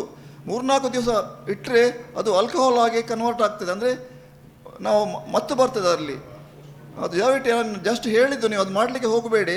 ಅತ್ತಿಯ ಲ್ಯಾಟೆಕ್ಸ್ ಉಂಟಲ್ವ, ಲ್ಯಾಟೆಕ್ಸ್ ಅಂದರೆ ಹಾಲಿನಲ್ಲಿ ನೀವು ತಿನ್ನುವ ಪದಾರ್ಥ ಇದ್ದರೆ, ಡೈಲಿ ಪದಾರ್ಥ ತಿಂತಾ ಇದ್ದರೆ, ಅದಕ್ಕೆ ಆ ಅತ್ತಿಯ ಹಾಲನ್ನು ಹಾಕಿ ತಿಂದರೆ ಮುಪ್ಪನ್ನು ಮುಂದೂಡ್ತದೆ ಅಂತ ಒಂದು ನಂಬಿಕೆ ಉಂಟು. ನಾನು ಮಾಹಿತಿ ಮಾತ್ರ ಹೇಳೋದು, ನಂಬಿಕೆ ಅದು. ಆ್ಯಕ್ಚುಲಿ ಪುರಾತನದಿಂದ ಬಂದ ನಂಬಿಕೆ. ಅದರಲ್ಲಿ ದೇವರನ್ನು ಇಟ್ಟದ್ದು ಅದಕ್ಕೆ. ಆ ದೇವರ ಹೆಸರಿನ ಕಾರಣದಿಂದ ಆದರೂ ನೀವು ಅದನ್ನು ನಡಬೇಕು, ಅದನ್ನು ಪೂಜೆ ಮಾಡಬೇಕು, ಅದನ್ನು ಉಳಿಸಬೇಕಂತ. ಈ ನಾಗಬನಗಳಲ್ಲಿ ನಾಗದೇವರ ಕಲ್ಲನ್ನು ಇಟ್ಟಿದ್ದಾರೆ. ಅದು ಯಾಕೆ ಅಂದರೆ ನಾಗನ ಹೆದರಿಕೆಯಿಂದ ನಾವು ಬಣದ ಒಳಗೆ ಹೋಗಿ ಆ ಗಿಡಗಳನ್ನು ಕಡಿಯಬಾರದು ಎಂದು ಹೇಳಿ, ಅದಕ್ಕೋಸ್ಕರ ಅದನ್ನು ನಾಗಬನಗಳನ್ನು ರಕ್ಷಣೆಯಾಗಿದೆ. ಈಗ ಆಡಿಸೋಗಿ ಗೊತ್ತುಂಟು ನಿಮಗೆ? ಆಡಿಸೋಗೆ ಬಗ್ಗೆ ಗೊತ್ತಿರಬಹುದು, ಗೊತ್ತುಂಟಲ್ವಾ? ಎಂತ ಹೇಳ್ತಾರೆ ಅದಕ್ಕೆ? ಆಡಿಸೋಗೆ ಅಂತ ಹೇಳ್ತಾರೆ. ಮುಂಚಿನ ಕಾಲದಲ್ಲಿ ಗದ್ದೆ ಉಳುವಾಗ ಆಡಿಸೋಗೆಯನ್ನು ಹಾಕ್ತಾ ಇದ್ರು. ಈಗ ಅದು ಮರೆತು ಹೋದ ವಿದ್ಯೆ. ಆಡಿಸೋಗೆ ಯಾಕೆ ಹಾಕ್ತಾ ಇದ್ದಾರೆ ಅಂದರೆ, ಕಳೆ ಬರುವುದಿಲ್ಲ. ಕಳೆ ಅಂದರೆ ವೀಡ್ ಬರುವುದಿಲ್ಲ. ನಾವು ತೆಗಿಬೇಕಾಗ್ತದೆ ವೀಡ್. ಈ ಕಾಲದಲ್ಲಿ ಮದ್ದು ಬಿಡ್ತೇವೆ, ಆದರೆ ಮುಂಚಿನ ಕಾಲದಲ್ಲಿ ಮದ್ದು ಬಿಡ್ತಾ ಇರಲಿಲ್ಲ. ಎಕೋ ಫ್ರೆಂಡ್ಲಿ ಅಂದರೆ ನಮಗೆ ಬೇಕಾದಂಥ ರೀತಿಯಲ್ಲಿ ಅದನ್ನು ಹಾಕಿ ಆ ಕಳೆಯನ್ನು ನಿಯಂತ್ರಣ ಮಾಡ್ತಾ ಇದ್ರು. ಇನ್ನೊಂದು ಎಂಜಿರು ಬಳ್ಳಿ ಅಂತ ಗೊತ್ತಿರಬಹುದು ನಿಮಗೆ, ಅದಕ್ಕೆ ಕ್ಯಾಲಿಕಾಪ್ಟರಿಸ್ ಫ್ಲೋರಿಬಂದ ಅಂತ ಹೇಳ್ತಾರೆ. ಎಂಜಿರು ಬಳ್ಳಿಯನ್ನು ಗದ್ದೆಗೆ ನೀರು ಹೋಗುವ ತೋಡಿನಲ್ಲಿ ಮುಖದಲ್ಲಿ ಇಡ್ತಾ ಇದ್ರು. ಯಾಕೆಂದರೆ ಗದ್ದೆಗೆ ಹುಳ ಬೀಳುವುದಿಲ್ಲ, ಭತ್ತಕ್ಕೆ ಹುಳ ಬೀಳುವುದಿಲ್ಲ. ಮತ್ತು ಬನ್ಪು ಮರದ ಕೆತ್ತೆ, ಬನ್ಪು ಗೊತ್ತಿರಬಹುದು ನಿಮಗೆ. ಬನ್ಪು ಮರದ ಎಲೆಯನ್ನು ಗದ್ದೆಗೆ ಹಾಕ್ತಾ ಇದ್ರು, ಯಾಕೆಂದರೆ ಸುಣ್ಣ ಸಿಗ್ತದೆ ಅದಕ್ಕೆ. ನಾವೀಗ ಸುಣ್ಣ ಹಾಕ್ತಾ ಇದ್ದೇವೆ ಗದ್ದೆಗೆ, ಅದು ಮುಂಚಿನ ಕಾಲದಲ್ಲಿ ಬನ್ಪು ಮರದ ಕೆತ್ತೆಯನ್ನು ಎಲೆಯನ್ನು ಗದ್ದೆಗೆ ಉಳುವಾಗ ಹಾಕ್ತಾ ಇದ್ರು. ಇದು ತುಂಬ ಒಂದು ಆಶ್ಚರ್ಯಕರ ಸಂಗತಿ. ಇದನ್ನು ಉಳಿಸಲಿಲ್ಲ. ನಮ್ಮ ಪಾರಂಪರಿಕ ಎಲ್ಲ ಜ್ಞಾನವನ್ನು ನಮ್ಮ ಅಜ್ಜಿಯರೊಟ್ಟಿಗೆ ಹೋಯಿತು. ಅದನ್ನು ನೀವು ಬರೆದುಕೊಳ್ಬೇಕಿತ್ತು. ಇನ್ನಾದರೂ ದಯವಿಟ್ಟು ನಿಮ್ಮ ಮನೆಯಲ್ಲಿ ಅಜ್ಜಿಯರಿದ್ದರೆ, ಯಾರಾದರೂ ದನ ಕಾಯುವವರು ಇಲ್ಲದೆ ಕುರಿ ಕಾಯುವವರು ಇದ್ದರೆ ಅವರಿಗೆ ಅಸಾಧಾರಣವಾದ ಜ್ಞಾನ ಉಂಟು. ಅವರ ಜ್ಞಾನವನ್ನು ನೀವು ಪುಸ್ತಕ ರೂಪಕ್ಕೆ ಇಳಿಸಿ ಆ ಜ್ಞಾನವನ್ನು ಕಾಪಾಡಬೇಕಂತ ನಿಮ್ಮ ಹತ್ರ ಕೇಳಿಕೊಳ್ತೇನೆ. ದೇ ಆರ್ ವಾಕಿಂಗ್ ಯೂನಿವರ್ಸಿಟಿ ಅಂದರೆ ಅವರು ನಡೆದಾಡೋ ವಿಶ್ವವಿದ್ಯಾನಿಲಯ. ನಾವು ಎಣಿಸ್ತೇವೆ ಅವರಿಗೆ ವಿದ್ಯೆ ಇಲ್ಲ, ಅವರಿಗೆ ಬುದ್ಧಿ ಇಲ್ಲ, ಸುಮ್ಮನೆ ಅವರು ದನ ಕಾಯಲಿಕ್ಕೆ ಹೋಗ್ತಾರೆ ಅಂತ. ಆದರೆ ಪಾರಂಪರಿಕ ಜ್ಞಾನವೂ ತುಂಬ ಉಂಟು ಅವರ ಹತ್ರ. ಅದೊಂದು ದಯಮಾಡಿ ನೀವು ಡಾಕ್ಯುಮೆಂಟೇಷನ್ ಮಾಡಿ ಒಂದು ಪುಸ್ತಕದಲ್ಲಿಟ್ಟು ಅಟ್ಲೀಸ್ಟ್ ನಿಮ್ಮ ಸಂಸ್ಥೆಗೆ ಇಲ್ಲದ್ರೆ ನಿಮ್ಮ ಯುವಕ ಸಂಘಕ್ಕೆ ಕೊಡಿ. ಅಲ್ಲಿ ಎಲ್ಲರ ಈ ಜ್ಞಾನವನ್ನು ಒಟ್ಟುಗೂಡಿಸಿ ಒಂದು ಪುಸ್ತಕ ತಯಾರು ಮಾಡಿ ಅಂತ ನಿಮ್ಮ ಹತ್ರ ಕೇಳಿಕೊಳ್ತೇನೆ. ಈಗ ಇನ್ನೊಂದು ಗಿಡಕ್ಕೆ ಬರುವ ಕೇಪಳ ಗಿಡ ಎಲ್ಲರಿಗೂ ಗೊತ್ತುಂಟಲ್ವಾ? ಇಕ್ಸೋರಾ ಕಾಕ್ಸಿನಿಯಾ ಅಂತ ಹೇಳ್ತಾರೆ. ಮುಂಚಿನ ಕಾಲದಲ್ಲಿ ಇವತ್ತೊಂದು ಮಗು ಜನನವಾದರೆ 5ನೇ ದಿವಸ ನಂತರ ಕೇಪಳದ ಹೂವಿನ ಕುಸುಮ ತೆಗೆದು ಜಜ್ಜಿ 1 ಚಮಚ ರಸವನ್ನು ಕೊಡ್ತಾ ಇದ್ರು ಮಗುವಿಗೆ. 3 ವರ್ಷ, 4 ವರ್ಷ, 5 ವರ್ಷ, 10 ವರ್ಷ ಕೊಡುವ ತಾಯಂದಿರು ಇದ್ದರು ಆ ಕಾಲದಲ್ಲಿ. 15 ವರ್ಷ ಕೊಟ್ಟವರನ್ನು ಕೂಡ ನಾನು ನೋಡಿದ್ದೇನೆ. ಯಾಕೆಂದರೆ ಅವನ ಎಲ್ಲ ದೇಹಗಳ ಅಂಗಗಳನ್ನು ಅದು ಸರಿಪಡಿಸುತ್ತದೆ. ಅವನ ಕಾಂಪ್ಲೆಕ್ಷನ್, ಅವನು ಒಳ್ಳೆಯ ಮಗುವಾಗಿ ಅವನ ಬಣ್ಣ ಎಲ್ಲ ಚೇಂಜ್ ಆಗ್ತದೆ. ಅಷ್ಟು ಒಳ್ಳೆಯ ಇದು ಮದ್ದು. ಈಗ ನೀವೇ ಕೊಡಬಹುದು. ಆ್ಯಕ್ಚುಲಿ ಇಲ್ಲೇ ಬೇಕಾದಷ್ಟು ಕೇಪಳ ಉಂಟು. ಕೇಪಳದ ಹಣ್ಣು ಕೂಡ ತಿನ್ಬಹುದು, ಅದು ಎಡಿಬಲ್ ಆ್ಯಕ್ಚುಲಿ, ಏನು ತೊಂದರೆ ಇಲ್ಲ. ಕೇಪಳದ ಬೇರನ್ನು ಮುಂಚಿನ ಕಾಲದಲ್ಲಿ ಎಣ್ಣೆಗೆ ಹಾಕಿ ಎಣ್ಣೆ ತಯಾರು ಮಾಡ್ತಾ ಇದ್ರು. ಅದು ಮಗುವಿನ ಮೇಲೆ ಕೆಂಪು ಬಿದ್ದರೆ ಅದಕ್ಕೆ ಉಪಯೋಗ ಆಗ್ತಾ ಇತ್ತು. ಅದರ ಕೇಪಳದ ಹಿಸ್ಟ್ರಿ ಕೇಳಿದರೆ ನಿಮಗೆ ಆಶ್ಚರ್ಯ ಆಗ್ಬೋದು. 100ಕ್ಕಿಂತ ಜಾಸ್ತಿ ಕೇಪಳದ ಉಪಯೋಗ ಉಂಟು. ಒಂದು ಉಪಯೋಗ, ಯಾರಿಗೆ ಮಕ್ಕಳಾಗೋದಿಲ್ವೋ ಅವರಿಗೆ ಹಾಲಿನೊಟ್ಟಿಗೆ ಕೊಟ್ಟರೆ ಮಕ್ಕಳಾಗುವ ಚಾನ್ಸಸ್ ಭಾರಿ ಉಂಟಂತ ಚಿಕ್ಕಮಗಳೂರಿಂದ ಬಂದ ಒಬ್ಬರು ಫಾರೆಸ್ಟ್ ಆಫೀಸರ್ ನನಗೆ ಹೇಳಿದರು. ಅವರೊಬ್ಬರು ಭಟ್ರು ಕೊಡ್ತಾ ಇದ್ರಂತೆ ಅಲ್ಲಿ. ಆದರೆ ಆ ಭಟ್ರನ್ನು ಹುಡುಕಿಕೊಂಡು ಹೋಗುವಾಗ ಭಟ್ರು ಸಿಗಲಿಲ್ಲ. ಅವರು ಇನ್ನೊಂದು ಕಡೆಗೆ ಟ್ರಾನ್ಸ್ಫರ್ ಆಗಿ ಹೋಗಿದ್ದರು. ಅದನ್ನು ಆ ನಾಲೆಜ್ ಅವರಲ್ಲಿ ಉಳಿಯಿತು. ಆ್ಯಕ್ಚುಲಿ ನಿಮ್ಮಲ್ಲಿ ಕೂಡ ತುಂಬ ಇರ್ಬೋದು ನಾಲೆಜ್. ಅಂಥ ನಾಲೆಜನ್ನು ಕೇಳಿಕೊಂಡು ನೀವು ಈ ಪುಸ್ತಕದಲ್ಲಿ ಇಳಿಸಬೇಕಂತ ನಾನು ನಿಮ್ಮ ಹತ್ರ ಕೇಳಿಕೊಳ್ತೇನೆ. ಇನ್ನೊಂದು ಎದುರೋಳಿ ಅಂತ ಗೊತ್ತಿರ್ಬೋದು, ಜಾಸ್ಮಿನಮ್ ಮಲಬಾರಿಕಮ್ ಅಂತ. ಎದುರೋಳಿಗೆ ಕಾಡು ಮಲ್ಲಿಗೆ ಅಂತ ಹೇಳ್ತಾರೆ. ಅದಕ್ಕೆ ಇಲ್ಲಿ ಎಂತ ಹೇಳ್ತಾರೆ ಅಂತ ಗೊತ್ತಿಲ್ಲ. ಎದುರೋಳಿ ಗೊತ್ತಾ ನಿಮಗೆ? ಎದುರೋಳಿ ಮುಂಚಿನ ಕಾಲದಲ್ಲಿ ಕಣ್ಣಿಗೆ ಪರೆ ಬಂದರೆ ಎದುರೋಳಿಯನ್ನು ಕಟ್ ಮಾಡಿ ಚೂಪಿ ಆಡಿ ಒಂದು ಹನಿ ಅದರ ನೀರನ್ನು ಬಿಡ್ತಾ ಇದ್ರು ಡೈಲಿ. ಕ್ರಮೇಣ ಆ ಪರೆ ಕರಗಿ ಹೋಗ್ತಾ ಇತ್ತಂತೆ. ಈಗ ಹೆದರಿಕೆ ಆಗ್ಬೋದು ನಮಗೆ, ಯಾಕೆಂದರೆ ಕಣ್ಣಲ್ವಾ. ಆ ಜ್ಞಾನವನ್ನು ನಾವು ಉಳಿಸಿಕೊಳ್ಳೇ ಇಲ್ಲ. ನಿಮ್ಮಲ್ಲಿ ಗೊತ್ತಿರ್ಬೋದು, ಅಜ್ಜಿಯರಿಗೆ ಗೊತ್ತಿರ್ಬೋದು. ಅದೊಂದು ದೊಡ್ಡ ಬಳ್ಳಿ, ತುಂಬ ಪರಿಮಳ ಉಂಟು. ಕಾಡಿನ ಈ ನಮ್ಮ ಮಲ್ಲಿಗೆ ಹೂವು ಉಂಟಲ್ಲ, ಅದೇ ಟೈಪ್ ಪರಿಮಳ ಬರ್ತದೆ. ಬರಗಾಲದ ಟೈಮ್ನಲ್ಲಿ ಅದರ ಕಾಯಿಯನ್ನು ಹಣ್ಣು ಮಾಡಿ ಹಣ್ಣನ್ನು ನೀರಿನಲ್ಲಿಟ್ಟು ತಿಂತಾ ಇದ್ರಂತೆ. ಆದರೆ ಈಗ ಅದು ಕೂಡ ಮರೆತು ಹೋದ ವಿದ್ಯೆ. ಮುತ್ತುಗದ ಎಲೆ ಗೊತ್ತಿರ್ಬೋದು, ಬ್ಯೂಟಿಯಾ ಮೊನೋಸ್ಪರ್ಮ್ ಅಂತ ಹೇಳ್ತಾರೆ, ಪಾಲಾಶ ಅಂತ ಹೇಳ್ತಾರೆ, ಗೊತ್ತಿರ್ಬೋದಲ್ಲ. ಈ ಧರ್ಮಸ್ಥಳದಲ್ಲಿ ಹೋದರೆ ಮುಂಚೆ ಅದರಲ್ಲಿ ಪಾಯಸ ಎಲ್ಲ ಕೊಡ್ತಾ ಇದ್ರು. ಈಗ ಕೆಲವೆಡೆ ಬೆಂಗಳೂರಿನಲ್ಲೆಲ್ಲ ಊಟಕ್ಕೆ ಅದನ್ನೇ ಕೊಡ್ತಾ ಇದ್ರು. ಈಗ ಅದು ತುಂಬ ಕಡಿಮೆ ಆಗಿದೆ. ಅದು ಒಂದು ಎಲೆ ಅಲ್ಲ, ಆಯುರ್ವೇದದಲ್ಲಿ ಹಲವಾರು ಎಲೆಗಳನ್ನು ಹೇಳಿದ್ದಾರೆ. ಪ್ರತಿ ಎಲೆಯಲ್ಲಿ ಊಟ ಮಾಡಿದರೆ ಅದರದೇ ಆದ ಗುಣ ಉಂಟು. ಈ ಮುತ್ತುಗದ ಎಲೆಯಲ್ಲಿ ಊಟ ಮಾಡಿದರೆ, ಬಿಸಿ ಬಿಸಿಯಾಗಿ ಊಟ ಮಾಡಿದರೆ ಅವರಿಗೆ ಸ್ಕಿನ್ ಡಿಸೀಸ್ ಬರುವುದಿಲ್ಲ, ಚರ್ಮ ರೋಗಗಳು ಬರುವುದಿಲ್ಲ. ಇನ್ನೊಂದು ಬಾಳೆ ಎಲೆಯಲ್ಲಿ ಊಟ ಮಾಡಿದರೆ, ಬಿಸಿ ಬಿಸಿಯಾಗಿ ಊಟ ಮಾಡಿದರೆ ಎಸಿಡಿಟಿ ಬರುವುದಿಲ್ಲ ಅಂತ ಹೇಳ್ತಾರೆ. ಎಸಿಡಿಟಿ ಅಂದರೆ ಹೈಪರ್ ಎಸಿಡಿಟಿ ಬರುವುದಿಲ್ಲ. ಕದಂಬದ ಎಲೆಯಲ್ಲಿ ಊಟ ಮಾಡ್ತಾಯಿದ್ರು, ಗೋಳಿ ಎಲೆಯಲ್ಲಿ ಊಟ ಮಾಡ್ತಾಯಿದ್ರು, ಅಶ್ವತ್ಥದ ಎಲೆಯಲ್ಲಿ ಊಟ ಮಾಡ್ತಿದ್ದರು. ಇದೊಂದು ಬಾರಿ. ಮತ್ತು ಹಲ್ಲು ತೊಳೆಯಲಿಕ್ಕೆ ಅಶ್ವತ್ಥದ ಕಡ್ಡಿ, ಕದಂಬದ ಕಡ್ಡಿ, ಬೇವಿನ ಕಡ್ಡಿ, ಮಾವಿನ ಕಡ್ಡಿ, ಮಾವಿನ ಎಲೆ, ಗೇರು ಕಡ್ಡಿ, ಗೇರು ಎಲೆ, ಇದೆಲ್ಲ ಉಪಯೋಗ ಮಾಡ್ತಾಯಿದ್ರು. ಈಗ ನಾವು ಪೇಸ್ಟಿಗೆ ಹೋಗಿದ್ದೇವೆ. ಪೇಸ್ಟ್ನ ಸ್ವಲ್ಪ ಅಂಶ ಒಳಗೆ ಹೋದರೆ ನಮಗೆ ಅದು ದೇಹಕ್ಕೆ ಆಘಾತಕಾರಿಯಾಗಿ ಕೆಲಸ ಮಾಡ್ತದೆ. ಆದರೆ ಈ ಮಾವಿನ ಚಿಗುರು, ಮಾವಿನ ಅಂಶ ಒಳಗೆ ಹೋದರೆ ನಮಗೆ ಏನಿಲ್ಲ, ಅದು ಒಳ್ಳೆಯದಾಗ್ತದೆ. ಈ ಕಾಡು ಮಾವಿನ ಹಣ್ಣು ತುಂಬ ಕಡಿಮೆ ಆಗಿದೆ ಈಗ. ಮುಂಚಿನ ಕಾಲದಲ್ಲಿ ಉಡುಪಿಯಿಂದ ಹೊನ್ನಾವರಕ್ಕೆ ಹೋಗುವಾಗ 70 ರಿಂದ 80 ಫೀಟ್ ಎತ್ತರದ ಸ್ವಲ್ಪ ಮಾತಾಡಬೇಡಿ. ಕಾಡು ಮಾವಿನ ಹಣ್ಣುಗಳು ಇತ್ತು. ಕಾಡು ಮಾವಿನಲ್ಲಿ ಸಾಧಾರಣ 1,000ಕ್ಕಿಂತ ಜಾಸ್ತಿ ವೆರೈಟಿ ಇತ್ತಂತೆ. ಇಲ್ಲಿ ಕೂಡ ಇದ್ದಿರ್ಬೋದು. ಅದು ದೋಣಿ ಮಾಡಲಿಕ್ಕೆ ಕಟ್ ಮಾಡಿ ಕಂಪ್ಲೀಟ್ ಅದನ್ನು ನಾಶ ಮಾಡಿದ್ರು. ಈಗಿನ ಕಾಲದಲ್ಲಿ ನಮಗೆ ಕಷಿ ಮಾವಿನ ಹಣ್ಣು ಮಾತ್ರ ಸಿಗ್ತದೆ. ಕಾಡು ಮಾವಿನ ಹಣ್ಣು ನೀವು ಟೇಬಲ್ನಲ್ಲಿ ತಂದಿಡಿ, ಅದರಲ್ಲಿ ಹುಳ ಬೀಳುವುದಿಲ್ಲ. ಕಷಿ ಮಾವಿನ ಹಣ್ಣು ತಂದಿಡಿ, ಒಂದು 15 ದಿವಸ ಅದರಲ್ಲಿ ಹುಳ ಬೀಳ್ತದೆ. ದಯವಿಟ್ಟು ನೀವು ಕಾಡು ಮಾವಿನ ಹಣ್ಣಿನ ಬಗ್ಗೆ ತುಂಬ ಗಮನ ಕೊಡಬೇಕು, ಅದನ್ನು ನೆಡಬೇಕು. ಕಾಡು ಮಾವಿನ ಹಣ್ಣು ಕೇವಲ ತಿನ್ನಲಿಕ್ಕೆ ಮಾತ್ರ ಅಲ್ಲ, ತುಂಬ ಔಷಧೀಯ ಗುಣಗಳನ್ನು ಹೊಂದಿದೆ. ಕಾಡು ಮಾವು ಒಳಗೆ ಬೀಜ ಉಂಟು, ಬೀಜದ ಒಳಗೆ ಒಂದು ಪಪ್ಪು ಅಂತ ಹೇಳ್ತಾರೆ. ಆ ಪಪ್ಪನ್ನು ಎಣ್ಣೆಯಲ್ಲಿ ಹಾಕಿ, ತೆಂಗಿನ ಎಣ್ಣೆಯಲ್ಲಿ ಹಾಕಿ ಬಿಸಿ ಮಾಡಿದರೆ ಮಂದಾಗ್ನಿಯಲ್ಲಿ ಬೇಯಿಸಬೇಕು. ಆಮೇಲೆ ಆ ಎಣ್ಣೆಯನ್ನು ತಲೆಗೆ ಹಾಕಿದರೆ ಬಾಲನೆರೆ, ಪ್ರೀಮೇಚ್ಯೂರ್ ಗ್ರೇಯಿಂಗ್ ಆಫ್ ಹೇರ್ ಅಂತ ಹೇಳ್ತಾರೆ. ಮಕ್ಕಳಿಗೆ ಬಾಲನೆರೆ ಬರ್ತದೆ, ಅಂದರೆ ಕೂದಲು ಬಿಳಿಯಾಗುವುದು, ನಿಮ್ಗೆ ಗೊತ್ತಿರಬಹುದು ಅಂತ, ಅದೆಲ್ಲ ಹೋಗ್ತದೆ. ಆಮೇಲೆ ಮಾವಿನ ಹಣ್ಣಿನಲ್ಲಿ ಹೂವಾಗ್ತದೆ. ಡೆಹ್ರಾಡೂನ್ನಲ್ಲಿ ನಾರ್ತ್ ಇಂಡಿಯಾದಲ್ಲಿ ಒಂದು ಸಲ ಇಬ್ಬರು ರೋಡ್ ಸೈಡ್ನಲ್ಲಿ ಹೋಗ್ತಾ ಇದ್ದರಂತೆ. ಅದು ಅವರು ದೊಡ್ಡ ಕಲಿತವರು, ತುಂಬ ಎಜುಕೇಟೆಡ್ ಅವರು. ರೋಡ್ ಸೈಡಲ್ಲಿ ಹೋಗ್ತಾ ಇರುವಾಗ ಒಂದು ಕಡೆ ಒಂದು ಮಗು ಅಳ್ತಾ ಇತ್ತು. ಇವರಿಗೆ ಆಶ್ಚರ್ಯ ಆಯಿತು, ಯಾಕೆ ಮಗು ದೊಡ್ಡದಾಗಿ ಬೊಬ್ಬೆ ಹೊಡ್ಕೊಂಡು ಅಳ್ತಾ ಇದ್ದ ಮಗು. ತಾಯಿ ಕೂಡ ಇದ್ದರು. ತಾಯಿ ಹತ್ರ ಕೇಳಿದರು. ಅದಕ್ಕೆ ತಾಯಿ ಹೇಳಿದರು, ಅವನಿಗೆ ಒಂದು ಜೇನ್ನೊಣ ಬಂದು ಕಚ್ಚಿದೆ ಅಂತ, ಅದಕ್ಕೆ ಅವನು ನೋವಿನಿಂದ ಅಳ್ತಾ ಇದ್ದ ಅಂತ. ಇವರು ಹೇಳಿದ್ರು, ನೀವೇನು ಅಳಬೇಡ ಮಗು, ನಾನು ಗುಣ ಮಾಡ್ತೇನೆ ಅಂತ ಹೇಳಿ ಆ ಒಬ್ಬರು ಅದರ ಮೇಲೆ ಕೈ ಇಟ್ಟರಂತೆ. ಅವನು ಹೀಗೆ ಹೀಗೆ ಕೈ ಬಿಟ್ಟು ಅದನ್ನು ಪೂಸಿದ್ರು. ಕೂಡಲೇ ಗುಣ ಆಯಿತು. ಇವರಿಗೆ ಆಶ್ಚರ್ಯ ಆಯಿತು, ಇವರ ಫ್ರೆಂಡಿಗೆ, ಯಾರ್ದು ಈ ಅದನ್ನು ಗುಣ ಮಾಡಿದ ಅವರ ಫ್ರೆಂಡಿಗೆ ಆಶ್ಚರ್ಯ ಆಯಿತು. ಎಂತ ಮಾರೆ ನೀನು ಮ್ಯಾಜಿಕ್ ಮಾಡಿದ್ದಿ? ಅದಕ್ಕೆ ಅವ್ರು ಹೇಳಿದರು, ನಾನು ಮ್ಯಾಜಿಕ್ ಮಾಡಲಿಲ್ಲ, ಪ್ರತಿ ವರ್ಷ ನಿಮ್ಮ ಮಾವಿನ ಹೂವನ್ನು ಪೇಸ್ಟ್ ಮಾಡಿ ನಾನು ಕೈಗೆ ಇದು ಮಾಡ್ತೇನೆ, ಅಪ್ಲೈ ಮಾಡ್ತೇನೆ. 3 ರಿಂದ 4 ದಿವಸ ಮಾತ್ರ ಒಂದು ವರ್ಷಕ್ಕೆ. ಹಾಗೆ 1 ವರ್ಷ ನನಗೆ ಹೀಲಿಂಗ್ ಪವರ್ ಬರ್ತದೆ, ಕೈಗೆ ಗುಣ ಬರ್ತದೆ. ಯಾರಿಗಾದರೂ ಸಣ್ಣ ನೋವುಗಳಾದರೆ ಅದು ಹಾಕಿದರೆ ಅದು ಗುಣ ಆಗ್ತದೆ ಅಂತ ಹೇಳಿದರು. ಇದನ್ನು ನಾನು ಮಾಹಿತಿ ಹೇಳಿದ್ದು. ನನಗೆ ಆಶ್ಚರ್ಯ. ಅದು ರೆಫರೆನ್ಸ್ ಉಂಟು, ಒಂದು ಪುಸ್ತಕದಲ್ಲಿ ಬರ್ತದ್ದು ಆ್ಯಕ್ಚುಲಿ. ಅದಕ್ಕೆ ರೆಫರೆನ್ಸ್ ಉಂಟು. ಇದು ನೀವು ಕೂಡ ಮಾಡ್ಬೋದು, ಅದನ್ನು ಏನು ಉಪದ್ರ ಇಲ್ಲ ಯಾರಿಗೂ ಕೂಡ. ಒಂದು ಮಾವಿನ ಫ್ಲವರನ್ನು ಫಸ್ಟಿಗೆ ಹಾಕಬೇಕದು. ಆ ಫ್ಲವರನ್ನು ಪೇಸ್ಟ್ ಮಾಡಿ ಕೈಗೆ ಅಪ್ಲೈ ಮಾಡಬೇಕು. ಅದೇ ಗುಣ ಈ ಕೇಪಳಕ್ಕೆ ಕೂಡ ಉಂಟು. ಕೇಪಳ ನಮಗೆ ಎಲ್ಲ ಸಮಯದಲ್ಲೂ ಬೇಕಾಗ್ತದೆ. ಈ ನಮ್ಮ ಚಂಡಿಕಾ ಹೋಮಕ್ಕೆ ಮತ್ತು ಭೂತಾರಾಧನೆಯಲ್ಲಿ ಮತ್ತು ಅದನ್ನೇ ಯೂಸ್ ಮಾಡ್ತೇವೆ. ತೋಡ ನೀರು ಮತ್ತು ಕಾಡ ಪುರ್ಪ ಅಂತ ಒಂದು ಗಾದೆ ಇದೇ ಸೇಯಿಂಗೆ ಉಂಟು. ಅದು ಯಾಕೆ ಮುಂಚಿನ ಕಾಲದಲ್ಲಿ ಬೇರೆ ಯಾವುದು ಹೂಗಳಿರಲಿಲ್ಲ, ಕೇಪಳ ಹೂವನ್ನೇ ಉಪಯೋಗ ಮಾಡ್ತಾಯಿದ್ರು. ಔಷಧಿ ಮಾಡುವಾಗ ಕೇಪಳದ ಹೂವಿನ ಆ ಕುಸುಮ ತೆಗಿಬೇಕು, ಸ್ಟೇಮನ್ ಅಂತ ಹೇಳ್ತಾರೆ. ಒಳಗಿನ ಗೊತ್ತಾಗ್ತಲ್ಲ ಸ್ಟೇಮನ್ ಅಂದರೆ ಕುಸುಮ ಅಂತೆ, ಅದನ್ನು ತೆಗೆದು ಬಿಸಾಡಬೇಕು, ಅದರಲ್ಲಿ ಎಲರ್ಜಿ ಆಗ್ತದೆ ಅಂತ ಹೇಳ್ತಾರೆ. ಅದರ ಹಣ್ಣು ಕೂಡ ಭಾರಿ ಎಡಿಬಲ್ಲು. ಇದು ಭಾರಿ ಒಳ್ಳೆಯ ಇದು ಒಂದು ಗಿಡ. ಅದನ್ನು ನೆಟ್ಟು ಬೆಳೆಸೋ ಪ್ರಯತ್ನ ನೀವು ಮಾಡಲೇಬೇಕು. ಅಂಗಳದಲ್ಲಿ ನೆಟ್ಟರೆ ಆಗ್ತದೆ. ಅದು ಕಟ್ಟಿಂಗ್ನಲ್ಲಿ ಬರ್ತದೆ. ಅದು ಬೇರು ಬರಬೇಕಂತ ಇಲ್ಲ, ಅದರಲ್ಲಿ ಗಿಡವೇ ಬೇಕಂತ ಇಲ್ಲ. ಕಟ್ಟಿಂಗ್ನಲ್ಲಿ ಕಟ್ ಮಾಡಿ ನಿಮ್ಮ ಅಂಗಳದಲ್ಲಿ ನೆಡಬೇಕು. ದಯವಿಟ್ಟು ಅದನ್ನು ಉಳಿಸೋ ಒಂದು ಪ್ರಯತ್ನ ಮಾಡಿ. ದಕ್ಷಿಣ ಕನ್ನಡದಲ್ಲಿ ಅದು ಎಲ್ಲ ಹೋಗಿದೆ ಈಗ. ಯಾಕೆಂದರೆ ಗುಡ್ಡವನ್ನು ನಾವು ಕಡಿದು ಬಿಸಾಡಿದ್ದೇವೆ ಬುಲ್ಡೋಜರ್ನಿಂದ. ಇಲ್ಲಿ ಅಟ್ಲೀಸ್ಟ್ ಉಳಿದಿರಬಹುದು ಅದು. ಇನ್ನು ಮೇಲೆ ಅದರ ಒಂದು ಎಚ್ಚರಿಕೆಯಿಂದ ಅದನ್ನು ತಂದು ಉಳಿಸೋ ಪ್ರಯತ್ನ ಮಾಡಿ ನೀವು. ಇನ್ನೊಂದು ಹೊನ್ನೆ ಮರ ಗೊತ್ತಿರ್ಬೋದು. ಕ್ಯಾಲೋಫಿಲಮ್ ಇನೋಫಿಲಮ್ ಅಂತ ಹೇಳ್ತಾರೆ. ಹೊನ್ನೆ ಎಣ್ಣೆ ಗೊತ್ತಲ್ವಾ? ಕೋಣಕ್ಕೆ ನಾವು ಉತ್ತ ಮೇಲೆ ಕೋಣಕ್ಕೆ ಪೆಟ್ಟು ಕೊಟ್ಟದಕ್ಕೆ ಆ ಎಣ್ಣೆ ಹಾಕಿ ಅದನ್ನು ಗುಣ ಮಾಡ್ತಾ ಇದ್ದೆವು. ಗೊತ್ತಾ ಹೊನ್ನೆ ಅಂದರೆ? ಪೊನ್ನೆ ಕಾಯ ಆಗ್ತದೆ, ಅದು ವಾಸನೆ ಆ ಎಣ್ಣೆ. ಆದರೆ ಇತ್ತೀಚೆಗೆ ಒಂದು 10 ವರ್ಷಗಳ ಹಿಂದೆ ನಮ್ಮ ಹೊನ್ನಾವರದಿಂದ ಬೆಲ್ಜಿಯಂ ಅಂದರೆ ವಿದೇಶಕ್ಕೆ ಅದು ಹೊನ್ನೆ ಎಣ್ಣೆ ರಫ್ತಾಗ್ತಾ ಉಂಟು.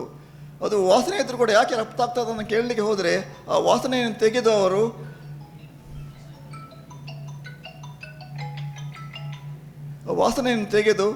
ಕಾಸ್ಮೆಟಿಕ್ಸ್ಗೆ, ಸೌಂದರ್ಯ ಸಾಧನೆಗಳನ್ನು ಮಾಡಲಿಕ್ಕೆ ಉಪಯೋಗ ಮಾಡ್ತಾ ಇದ್ರಂತೆ. ಸಾಧಾರಣ 48 ಕಂಟ್ರಿಗಳಲ್ಲಿ ಅದು ಈಗ ಚಾಲ್ತಿಯಲ್ಲಿ ಉಂಟು. ತಮಾನು ಆಯಿಲ್ ಅಂತ ಹೇಳ್ತಾರೆ. ನೀವು ಗೂಗಲ್ನಲ್ಲಿ ಹೋಗಿ ನೋಡಿ, ತಮಾನು ಆಯಿಲ್ ಅಂತ ಹಾಕಿ, ನಮಗೆ ಆಶ್ಚರ್ಯ ಆಗ್ತದೆ. ನಮ್ಮಲ್ಲಿ ಅದು ಬೆಳೆಯಲೇ ಇಲ್ಲ. ಅದರ ಆ ದಂಧೆ ಅಂದರೆ ಆ ಕೈಗಾರಿಕೆ ಬೆಳೆಯಲೇ ಇಲ್ಲ. ಯಾಕೆ? ನಾವು ಇನ್ನೂ ನಿದ್ದೆ ಮಾಡ್ತಾ ಇದ್ದೇವೆ. 48 ಕಂಟ್ರಿಗಳಲ್ಲಿ ತಮಾನು ಆಯಿಲ್ ಅಂತ ಹೊನ್ನೆ ಎಣ್ಣೆ ಮಾರಾಟ ಆಗ್ತಿದೆ. ಅದು ಭಾರಿ ಉತ್ಕೃಷ್ಟವಾದ ಔಷಧ ಅಂತೆ. ಯಾವುದಕ್ಕೆ? ನಮ್ಮ ಸ್ಕಿನ್ ಡಿಸೀಸಿಗೆ. ಕಲೆ ಇರಲಿ ಮತ್ತು ಮೊಡವೆ ಇರಲಿ, ನೋವು ಇರಲಿ, ಎಲ್ಲದಕ್ಕೂ ಅದು ಕೂಡ ಭಾರಿ ಒಳ್ಳೆಯ ಔಷಧ ಅಂತ ಹೇಳ್ತಾರೆ. ಇನ್ನೊಂದು ತನಾಕ ಅಂತ ಅಂದುಂಟು. ಇಂಡೋನೇಷ್ಯಾ ಮತ್ತು ಬರ್ಮಾದ ಏರ್ಪೋರ್ಟ್ಗಳಲ್ಲಿ ಒಂದು ಕಡ್ಡಿಯನ್ನು ಮಾರಾಟಕ್ಕೆ ಇಡ್ತಾರೆ. ಆ ಕಡ್ಡಿಯಿಂದ ಪೇಸ್ಟ್ ಮಾಡಿ ಮುಖಕ್ಕೆ ಹಾಕ್ತಾ ಇದ್ರಂತೆ. ನಮ್ಮ ಒಬ್ಬರು ಫ್ರೆಂಡಲ್ಲಿ ಹೋಗಿದ್ದರು ಬರ್ಮಾದ ಏರ್ಪೋರ್ಟಿಗೆ. ಅವರಿಗೆ ಆಶ್ಚರ್ಯ ಆಯಿತು. ಮತ್ತು ನೋಡುವಾಗ ಅದು ನಾರಿಂಗಿ ಕ್ರಿನಿಲೇಟ ಅಂತ ಅದರ ಬೊಟಾನಿಕಲ್ ನೇಮು. ಇಲ್ಲಿ ಕಾಟಿರ ಅಂತ ಕರೀತಾರೆ. ಕಾಟಿರ್ ಗೊತ್ತಾ ನಿಮಗೆ? ಅದರ ಮುಳ್ಳು ಭಾರಿ ನಂಜಿ. ಕೋಟಿ ಚೆನ್ನಯ ಕಥೆಯಲ್ಲಿ ಬಳ್ಳಾಳರಿಗೆ ಒಂದು ಕಾಟಿನ ಮುಳ್ಳು ಚುಚ್ಚಿ ಅವರಿಗೆ ಕಾಲು ಬಾತಿತ್ತು. ಆಮೇಲೆ ಕೋಟಿ ಚೆನ್ನಯ್ಯರ ತಾಯಿ ಅದನ್ನು ಬಂದು ಗುಣ ಮಾಡಿದ್ರು ಒಂದು ಕಥೆ ಉಂಟದು. ಕಾಟಿರ್ ಗೊತ್ತಿಲ್ವಾ? ಕಪ್ಪು ಹಣ್ಣಾಗ್ತದೆ, ಅದರ ಬಿಳಿ ಕಾಟಿರ್ ಮತ್ತು ಕಪ್ಪು ಕಾಟಿರ್ ಅಂತ ಉಂಟು, ಮುಳ್ಳು ಭಾರಿ ನಂಜಿ. ಅದು ಆ್ಯಕ್ಚುಲಿ ಅದರ ಕಟ್ ಮಾಡಿ ಅದರ ಕೊಂಬೆಯನ್ನು ಗಂಧದ ಹಾಗೆ ಉಪಯೋಗ ಮಾಡ್ಬೋದು. ಗಂಧ ಉಂಟಲ್ಲ ನಮ್ಮದು ಶ್ರೀಗಂಧಕ್ಕೆ ಬದಲಾಗಿ ಅಲ್ಲಿ ಉಪಯೋಗ ಮಾಡ್ತಾ ಇದ್ರು. ಆಮೇಲೆ ಬಂದು ಸುಧಾದಲ್ಲೇ ಒಂದು ಆರ್ಟಿಕಲ್ ಅವರು ಪ್ರಿಂಟ್ ಬರೆದರು. ಅದು ತುಂಬ ಮಂದಿಗೆ ಗೊತ್ತಾಯಿತು. ಇಲ್ಲದ್ರೆ ನಮಗೆ ಅದು ಕಾಟಿರು ಬೇಡ, ಅದು ಮುಳ್ಳು, ಅದನ್ನು ಕಟ್ಟು ಬಿಸಾಡುವ ಅಂತ ನಾವು ಹೇಳ್ತಾ ಇದ್ದೆವು. ಅದು ಭಾರಿ ನಾರಿಂಗಿ ಕ್ರೆನ್ಯುಲೇಟ್ ಅಂತ ಅದು ಬೊಟಾನಿಕಲ್ ನೇಮ್. ದಯವಿಟ್ಟು ನೀವು ಬೊಟಾನಿಕಲ್ ನೇಮ್ ಕೂಡ ನೀವು ಕಲಿಯಬೇಕು. ಯಾಕೆಂದರೆ ನೀವು ಕಲಿಯಬಹುದು, ನಿಮಗೆ ದೊಡ್ಡ ವಿಷಯ ಅಲ್ಲ ಅದು ಗೂಗಲ್ನಲ್ಲಿ ಹಾಕಿದರೆ ಅದು ವಿಷಯ ಎಲ್ಲ ಸಿಗ್ತದೆ ನಿಮಗೆ. ಕನ್ನಡದಲ್ಲಿ ಕೂಡ ಬರ್ತದೆ ಕೆಲವೊಮ್ಮೆ. ಇನ್ನೊಂದು ವಿಷಯ, ಕೂರಂಬಿಲ ಅಂತ ಗೊತ್ತಿರಬಹುದು ನಿಮಗೆ. ಕೂರಂಬಿಲ್ ಗೊತ್ತಾ? ಕುರುಂಬಿಲ ಅಂತ ಹೇಳ್ತಾರೆ. ಮಂಡಳಿ ದುಂಪಕ್ಕೆ ಅದನ್ನು ಹಾಕ್ತಾರೆ ಬಳ್ಳಿ ಮೇಲೆ ಹೋಗಲಿಕ್ಕೆ. ಅದು ಯಾವುದಕ್ಕೆ ಆಗ್ತದೆ? ಅದು ಕಾಟುದಾಯಿ. ನಮ್ಮ ವಿಷಯ ತುಳುವಿನಲ್ಲಿ ಕಾಟು ಔದಾಯಿ ದಕ್ಕಲೆ ಅಂತ ಹೇಳ್ತೇವೆ. ಆದರೆ ಇತ್ತೀಚೆಗೆ ಶ್ರೀಲಂಕಾದಿಂದ ಅದನ್ನು ಇಂಪೋರ್ಟ್ ಮಾಡ್ತಾ ಇದ್ದಾರೆ. ನನ್ನ ಫ್ರೆಂಡ್ ಒಬ್ಬರು ತಮಿಳುನಾಡಿನಲ್ಲಿ ಇದ್ದಾರೆ. ಅವರು ಒಂದು ಸಲ ನನಗೆ ಫೋನ್ ಮಾಡಿದರು. ನಾನು ಪಿಲಿಕುಳದಲ್ಲಿ ಇದ್ದೆ. ಫೋನ್ ಮಾಡಿ ದಯಮಾಡಿ ನನಗೆ 1 kg ಈ ಕೂರಂಬಿಲಿನ ಯಾವುದು ಎಲೆಯನ್ನು ಕಳಿಸಿಕೊಡಿ ಅಂತ, ಅಂದರೆ ಒಣಗಿಸಿ ಕಳಿಸಿಕೊಡಿ ಅಂತ. ಒಣಗಿಸೋದು ಅಂದರೆ ಬಿಸಿಲಿನಲ್ಲಿ ಹಾಕಿ ಅಲ್ಲ, ಏರ್ ಡ್ರೈ ಅಂದರೆ ಗಾಳಿಯಲ್ಲಿ ಒಣಗಿಸಿ, ನೆರಳಿನಲ್ಲಿ ಒಣಗಿಸಿಕೊಡಿ ಅಂತ ನಾನು ಕಳಿಸಿಕೊಟ್ಟೆ. ಆಮೇಲೆ 1 ತಿಂಗಳ ನಂತರ ಅವರು ಹೇಳಿದರು, ನನ್ನ ತಾಯಿಗೆ ಗ್ಯಾಂಗ್ರೀನ್ ಆಗಿತ್ತು, ಅದು ಆಸ್ಪತ್ರೆಯಲ್ಲಿ ಅದನ್ನು ಕಟ್ ಮಾಡಬೇಕಂತ ಹೇಳಿದರು. ಕೊಳಿತು ಹೋಗಿತ್ತು ಕಾಲು, ಅದು ಕಟ್ ಮಾಡಬೇಕಂದ್ರೆ ಕಾಲನ್ನು ಆ್ಯಂಪಿಟೇಷನ್ ಮಾಡಬೇಕಂತ ಹೇಳ್ತಾ ಇದ್ರು. ಆದರೆ ಈಗ ಅದು ದೊಡ್ಡ ಗುಂಡಿ ಆಗಿತ್ತು, ಅಂದರೆ ಡಯಾಬಿಟಿಸ್ ಇತ್ತು, ದೊಡ್ಡ ಗುಂಡಿ ಆಗಿತ್ತು. ಅದು ಹೇಗೆ ಮುಚ್ಚಿ ಹೋಗಿದೆ, ಉಗುರು ಕೂಡ ಬಂದಿದೆ. ನಿಮಗೆ ಥ್ಯಾಂಕ್ಸ್, ನನಗೆ ಇನ್ನೊಂದು 5-6 kg ಕಳಿಸಿಕೊಡಿ ಅಂತ ಹೇಳಿದ್ರು. ನಾನು ಕಳಿಸಿಕೊಟ್ಟೆ. ಅವರು ಹಣವನ್ನು ಕೂಡ ಪಾವತಿ ಮಾಡಿದ್ರು. ಅದಕ್ಕೆ ನನಗೆ ಆಶ್ಚರ್ಯ ಆಯಿತು. ನಮ್ಮ ಸುತ್ತಮುತ್ತ ಅದು ಕಾಟುದಾಯಿ, ನಮಗೆ ನಾವು ಕ್ಯಾರ್ ಮಾಡಲಿಲ್ಲ. ಅದು ಬಿಳಿ ಹುಲಿ ಎಂಬ ಹೆಸರಿನಿಂದ ಪ್ರಖ್ಯಾತವಾಗಿದೆ. ಬಿಳಿ ಹುಲಿ ಅಂದರೆ ಅದರಲ್ಲಿ ಬಿಳಿಯ ಹಣ್ಣು ಆಗ್ತದೆ, ಅದನ್ನು ತಿನ್ಬಹುದು. ನೀವು ನೋಡಿರ್ಬೋದಲ್ಲ, ಕುರುಂಬಿಲ ಅಂತ ಹೇಳ್ತೇವೆ ತುಳುವಿನಲ್ಲಿ. ಕುರುಂಬಿಲ ಅಂತ ಕನ್ನಡದಲ್ಲಿ. ಅದರ ಬೊಟಾನಿಕಲ್ ನೇಮ್ ಸೆಕ್ಯುರಿನಿಯಾಗ ಲ್ಯೂಕೋಪೈರಿಸ್ ಅಂತ. ಅದು ಗೂಗಲ್ನಲ್ಲಿ ಹಾಕಿದರೆ ಕಾಟುಪಿಳ್ಳೈ ಎಂಬ ಹೆಸರಿನಿಂದ ಅದು ಶ್ರೀಲಂಕಾದಿಂದ ಇಲ್ಲಿಗೆ ಬರ್ತಾ ಉಂಟು. ಕಾಟುಪಿಳ್ಳೈ ಪೌಡರ್ ಅಂತ 50 ರೂಪಾಯಿಗೆ ಸಣ್ಣ ಪ್ಯಾಕೆಟ್.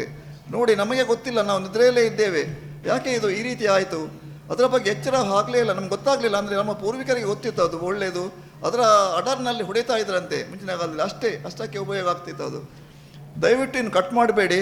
ಅದು ನನ್ನ ಲೆಕ್ಕದಲ್ಲಿ ಭವಿಷ್ಯದ ಪ್ಲ್ಯಾಂಟ್. ಅದು ಖಂಡಿತ ಹೇಳ್ತೇನೆ. ಒಂದು ಒಳ್ಳೆ ಕೊಡಿ, ಒಂದು ಕೇಪುಳ, ಮತ್ತೊಂದು ಕುರಂಬಿಲ. ಅದನ್ನು ಯಾವತ್ತೂ ನಾಶ ಮಾಡಲಿಕ್ಕೆ ಹೋಗಬೇಡಿ. ಸಾಧ್ಯವಾದರೆ ಅದರ ಬೀಜದಿಂದ ಇದು ಗಿಡ ಮಾಡಿ ನೆಡಿ. ಆ ಹಣ್ಣನ್ನು ತಿನ್ಬಹುದು, ನಾವು ಖಂಡಿತ ತಿನ್ಬಹುದು. ನಾನು ತಿಂದಿದ್ದೇನೆ. ಇನ್ನೊಂದು ಮುಚ್ಚುರು ಗೊತ್ತಿರಬಹುದು. ಡೈಲಿನಿಯಾ ಪೆಂಟಾಗೈನ ಅಂತ ಬೊಟಾನಿಕಲ್ ನೇಮ್, ಅದು ವೈಜ್ಞಾನಿಕ ಹೆಸರು. ಮುಚ್ಚುರು ದೊಡ್ಡ ಎಲೆ, ದೊಡ್ಡದಾದ ತಕ್ಷಣ ಸಣ್ಣದಾಗ್ತದೆ. ಅದು ದೊಡ್ಡ ಮರದಲ್ಲಿ ಸಣ್ಣ ಎಲೆ, ಆ ಸಣ್ಣ ಗಿಡದಲ್ಲಿ ದೊಡ್ಡ ಎಲೆ, ಅದರ ಊಟ ಮಾಡ್ಬೋದು. ಮುಚ್ಚುರು ಅದು ಭಾರಿ ಒಳ್ಳೆಯ ಒಂದು ಗಿಡ. ಅದರ ಬಗ್ಗೆ ಕೂಡ ನಮಗೆ ಜಾಸ್ತಿ ಗೊತ್ತಿಲ್ಲ. ಪಾರಂಪರಿಕವಾಗಿ ನನ್ನ ಅಜ್ಜ ಒಬ್ಬರು ಇದ್ರು, ನನ್ನ ಕೆಲಸ ಮಾಡುವ ಅಜ್ಜ ಒಬ್ಬರು ಇದ್ರು ನಮ್ಮ ಗಾರ್ಡನ್ನಲ್ಲಿ. ಅವರು ಯಾವಾಗಲೂ ಹೇಳೋದು, ಮುಚ್ಚಿಡ್ದ ಪರಂದೆ ತಿಂದದ್ದು ಮರಿಮಗುಡು ಪೆರ್ಮರಿಯಾಣ ಅಂತ. ನನಗೆ ಯಾಕೆ ಹೇಳ್ತಾ ಇದ್ದಾರೆ ಅಂತ ಕೇಳಿದೆ. ಮರಿಮೂಡು ಗೊತ್ತಲ್ಲ, ಸಣ್ಣ ಒಂದು ಮೀನು. ಅದು ಪೆರ್ಮರಿ ಅಂದರೆ ದೊಡ್ಡದಾಗ್ತದೆ. ಅಂದರೆ ಅದೊಂದು ಉಪಮೇಯ ಕೊಟ್ಟದ್ದು ಅವರು, ಅಂದರೆ ಒಂದು ಹೊಗಳೆ ಕೊಟ್ಟದ್ದು. ಪೆರ್ಮರಿ ಆಗೋದು ಅಂದರೆ ಅದರಲ್ಲಿ ಶಕ್ತಿ ಇರ್ಬೋದು ಅಂದ, ದೊಡ್ಡದಾಗ್ತದೆ, ಅವನ ಬಾಡಿ ಒಳ್ಳೇದಾಗ್ತಂದ ಅರ್ಥ. ಭಾರಿ ಸ್ವೀಟ್ ಅದು, ನಾನು ತಿಂದಿದ್ದೇನೆ. ಸ್ವಲ್ಪ ಹುಳಿ ರುಚಿ ಉಂಟು. ಇತ್ತೀಚೆಗೆ ಸಾಧಾರಣ ಒಂದು 20 ವರ್ಷಗಳ ಹಿಂದೆ ಒಂದು ಇಂಟರ್ವ್ಯೂ ಮಾಡಿದರು ಒಬ್ಬನು. ಸಿದ್ಧಿ ಜನಾಂಗ, ಸಿದ್ಧಿ ಅಂದರೆ ಗೊತ್ತಿರ್ಬೋದು. ಆ ಕಡೆ ಇರೋದು ಯಲ್ಲಾಪುರ, ಆ ಕಡೆ ಇರೋದು ಕಾರವಾರದ ಕಡೆ. ಒಂದು ಪತ್ರಿಕೆ ಅವರು ಇಂಟರ್ವ್ಯೂ ಮಾಡಿದರು. ಆಗ ಅವನು ಆ್ಯಕ್ಚುಲಿ ಅವನಿಗೆ 70-75 ವರ್ಷ ಆಗಿತ್ತು. ಅವನು ನೋಡಲಿಕ್ಕೆ 25-30 ವರ್ಷದಾಗ ಕಾಣ್ತಾ ಇದ್ದ. ನಿಮ್ಮ ಯೌವನದ ಗುಟ್ಟೇನಂತ ಕೇಳಿದ್ರಂತೆ. ಅದಕ್ಕೆ ಅವರು ಹೇಳಿದರು, ಪ್ರತಿ ವರ್ಷ 42 ದಿನ ಮುಚ್ಚಿರ್ದ ಬೇರ್ದ ರಸ ಬೇರ್ಡ್ ಕಟ್ ಮಾಡ್ತದೆ, ಆಯ್ತು ರಸ ಗೆತ್ತದ ಪರವಂತುತ್ತೆ ಅಂತ ಹೇಳಿದ್ರಂತೆ. ಮುಚ್ಚಿನ ಬೇರೆ ಕಟ್ ಮಾಡಿದ ರಸ ಬರ್ತದೆ, ಅದನ್ನು 42 days ಕುಡಿತಾ ಇದ್ರಂತೆ 1 ವರ್ಷದಲ್ಲಿ. ನೋಡಿ, ಅದೊಂದು ಸಂಶೋಧನೆಗೆ ಅರ್ಹವಾದ ಸಂಗತಿ. ನಾನು ಮಾಹಿತಿ ಮಾತ್ರ ಹೇಳೋದು, ನೀವು ಕುಡಿಬೇಕಂತಲ್ಲ. ಆದರೆ ಸಂಶೋಧನೆ ಮಾಡಿದರೆ ಅದು ಹೌದಾ ಅಲ್ವ ಅಂತ ತಿಳಿಯಬಹುದು. ಮುಚ್ಚುರು ಅಂದರೆ ಭಾರಿ ಒಳ್ಳೆಯ ಮರ, ಕಾಡು ಕಣಿಗೆಲೆ ಅಂತ ಹೇಳ್ತಾರೆ ಕನ್ನಡದಲ್ಲಿ. ನಮ್ಮ ಕಡೆ ಈ ಕಡೆ ಬೇರೆ ಹೆಸರು ಇರ್ಬೋದು ಅದಕ್ಕೆ. ಅದರದ್ದೇ ಇನ್ನೊಂದು ವೆರೈಟಿ ಉಂಟು, ಅದು ಡೈಲಿನಿಯಾ ಇಂಡಿಕಾ ಅಂತ, ಅದಕ್ಕೆ ಭವ್ಯ ಅಂತ ಹೇಳ್ತಾರೆ. ದಯವಿಟ್ಟು ಆ ಮುಚ್ಚುರು ಮರವನ್ನು ನೀವು ಐಡೆಂಟಿಫೈ ಮಾಡಿ. ಎಲ್ಲರಿಗೂ ಗೊತ್ತಿರ್ಬೋದು, ಇಲ್ಲಿ ಅವರಿಗೆ ಗೊತ್ತುಂಟಲ್ಲ ಸರ್ ಮುಚ್ಚುರು. ಇನ್ನೊಂದು ಕಲ್ಲು ಬಾಳೆ ಅಷ್ಟು ದೊಡ್ಡ ಒಂದು ನಿಕೃಷ್ಟವಾದ ಒಂದು ಬಾಳೆ ಇಲ್ಲ. ಯಾಕೆಂದರೆ ನಾವು ಕ್ಯಾರೇ ಮಾಡಲಿಲ್ಲ ಅದನ್ನು. ಬಾಕಿ ಬಾಳೆಯನ್ನು ಕ್ಯಾರ್ ಮಾಡಿದ್ದೇವೆ, ಯಾಕೆಂದರೆ ಅದರಲ್ಲಿ ಹಣ ಬರ್ತದೆ. ಕಲ್ಲು ಬಾಳೆಯಲ್ಲಿ ಹಣ ಬರುವುದಿಲ್ಲ. ಅದರಲ್ಲಿ ತಿಂದರೆ ಬೀಜ ಸಿಗ್ತದೆ, ಅದನ್ನು ಉಗಿಬೇಕು ಅಂತ ನಾವು ಯಾವಾಗಲೂ ಆಲೋಚನೆ ಮಾಡ್ತಾ ಇರ್ತೇವೆ. ಕಲ್ಲು ಬಾಳೆ ಗೊಡವೆ ಬೇಡ ಅಂತ. ಆದರೆ ಕಾಡಿನಲ್ಲಿ ಕಲ್ಲು ಬಾಳೆ ಒಂದು ಶ್ರೇಷ್ಠ, ಕಾಡಿನಲ್ಲಿ ಇರುವ ಕಲ್ಲು ಬಾಳೆ ಒಂದು ಶ್ರೇಷ್ಠ ಒಂದು ಬಾಳೆ ನನ್ನ ಲೆಕ್ಕದಲ್ಲಿ.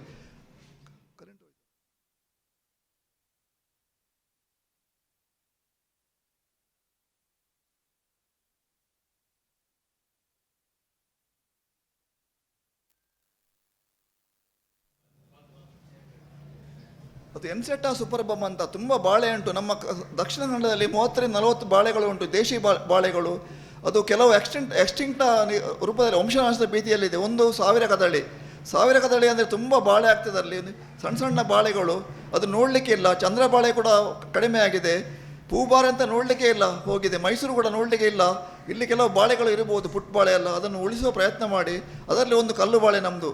ಕಲ್ಲು ಬಾಳೆ ಭಾರಿ ಒಳ್ಳೆಯ ಬಾಳೆ. ಯಾಕೆಂದರೆ ನೀವು ಎಣಿಸಬಹುದು ಕಲ್ಲು ಬಾಳೆ ಯಾಕೆ ಅಂತ. ಕಲ್ಲು ಬಾಳೆ ಹಣ್ಣಾಗಲಿಕ್ಕೆ, ಗೊನೆ ಬಿಟ್ಟು ಹಣ್ಣಾಗಲಿಕ್ಕೆ 1.5 ವರ್ಷ ಬೇಕು. ಗೊನೆ ಬಿಟ್ಟು ಹಣ್ಣಾಗಲಿಕ್ಕೆ. ಹಣ್ಣಾದರೂ ಕೂಡ ಅದರೊಳಗೆ ತಿನ್ನುವಾಗ ಅದರಲ್ಲಿ ಬೀಜಗಳು ಇರ್ತದೆ.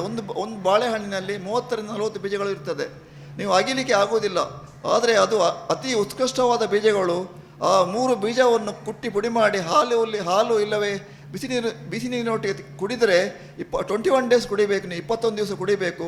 ನಿಮ್ಮ ಕಿಡ್ನಿ ಸ್ಟೋನ್ ಕರಗಿ ಹೋಗ್ತದೆ ಅಂತ ಉತ್ಕೃಷ್ಟವಾದ ಬಾಳೆ. ಮತ್ತು ಆ ಬಾಳೆ ಎಲೆ ಉಂಟಲ್ವ, ಅದು ಹರಿಯುವುದೇ ಇಲ್ಲ, ಅಂದರೆ ಅದು ಸೀಳಾಗುವುದಿಲ್ಲ, ಅದಕ್ಕೆ ರೋಗವೂ ಕೂಡ ಇಲ್ಲ. ಅದು ವೆರಿ ಗುಡ್ ಇಂಡಿಕೇಟರ್ ಆಫ್ ಮಳೆ. ಮನ್ಸೂನ್ ಬರುವಾಗ ಅದು ಗೊತ್ತಾಗ್ತದೆ. ಫೆಬ್ರವರಿ ಮಾರ್ಚ್ನಲ್ಲಿ ಆ ಬಾಳೆ ಸಾಯ್ತದೆ. ನೀವು ನೋಡಿರ್ಬೋದು, ಅದು ಕರಟಿ ಹೋಗ್ತದೆ. ನೀವು ಎಣಿಸಿದ್ರೆ ಬಾಳೆ ಹತ್ತು ಹೋಯ್ತಾ ಅಂತ. ಸಾಯುವುದಿಲ್ಲ. ಆನ್ಸೆಟ್ ಆಫ್ ಮನ್ಸೂನ್, ಅಂದರೆ ಮನ್ಸೂನ್ ಬರುವುದಕ್ಕೆ ಗೊತ್ತಾಗ್ತದೆ. 1 ತಿಂಗಳ ಮುಂಚೆ ಒಂದು ಹಸಿರು ಎಲೆ ಬರ್ತದೆ ಅದರಲ್ಲಿ. ಅದರ ಅರ್ಥ ಮಳೆ ಬೇಗ ಉಂಟ ಅಂತ. ರಾಜಸ್ಥಾನದಲ್ಲಿ ಒಂದು ಟ್ರೈಬಲ್ ಇದೆ, ಗುಡ್ಡಗಾಡು ಜನಗಳಿದ್ದಾರೆ. ಅವರು ಇದನ್ನು ನೋಡಿ ಅವರ ವ್ಯವಸಾಯಕ್ಕೆ ಏರ್ಪಾಡು ಮಾಡ್ತಾಯಿದ್ರು. ಒಂದು ಎಲೆ ಬಂದ ತಕ್ಷಣ ಗೊತ್ತಾಯಿತು ಮಳೆ ಬೇಗ ಬರ್ತದಂತ ಈ ಏರ್ಪಾಡು ಮಾಡ್ತಾಯಿದ್ರು.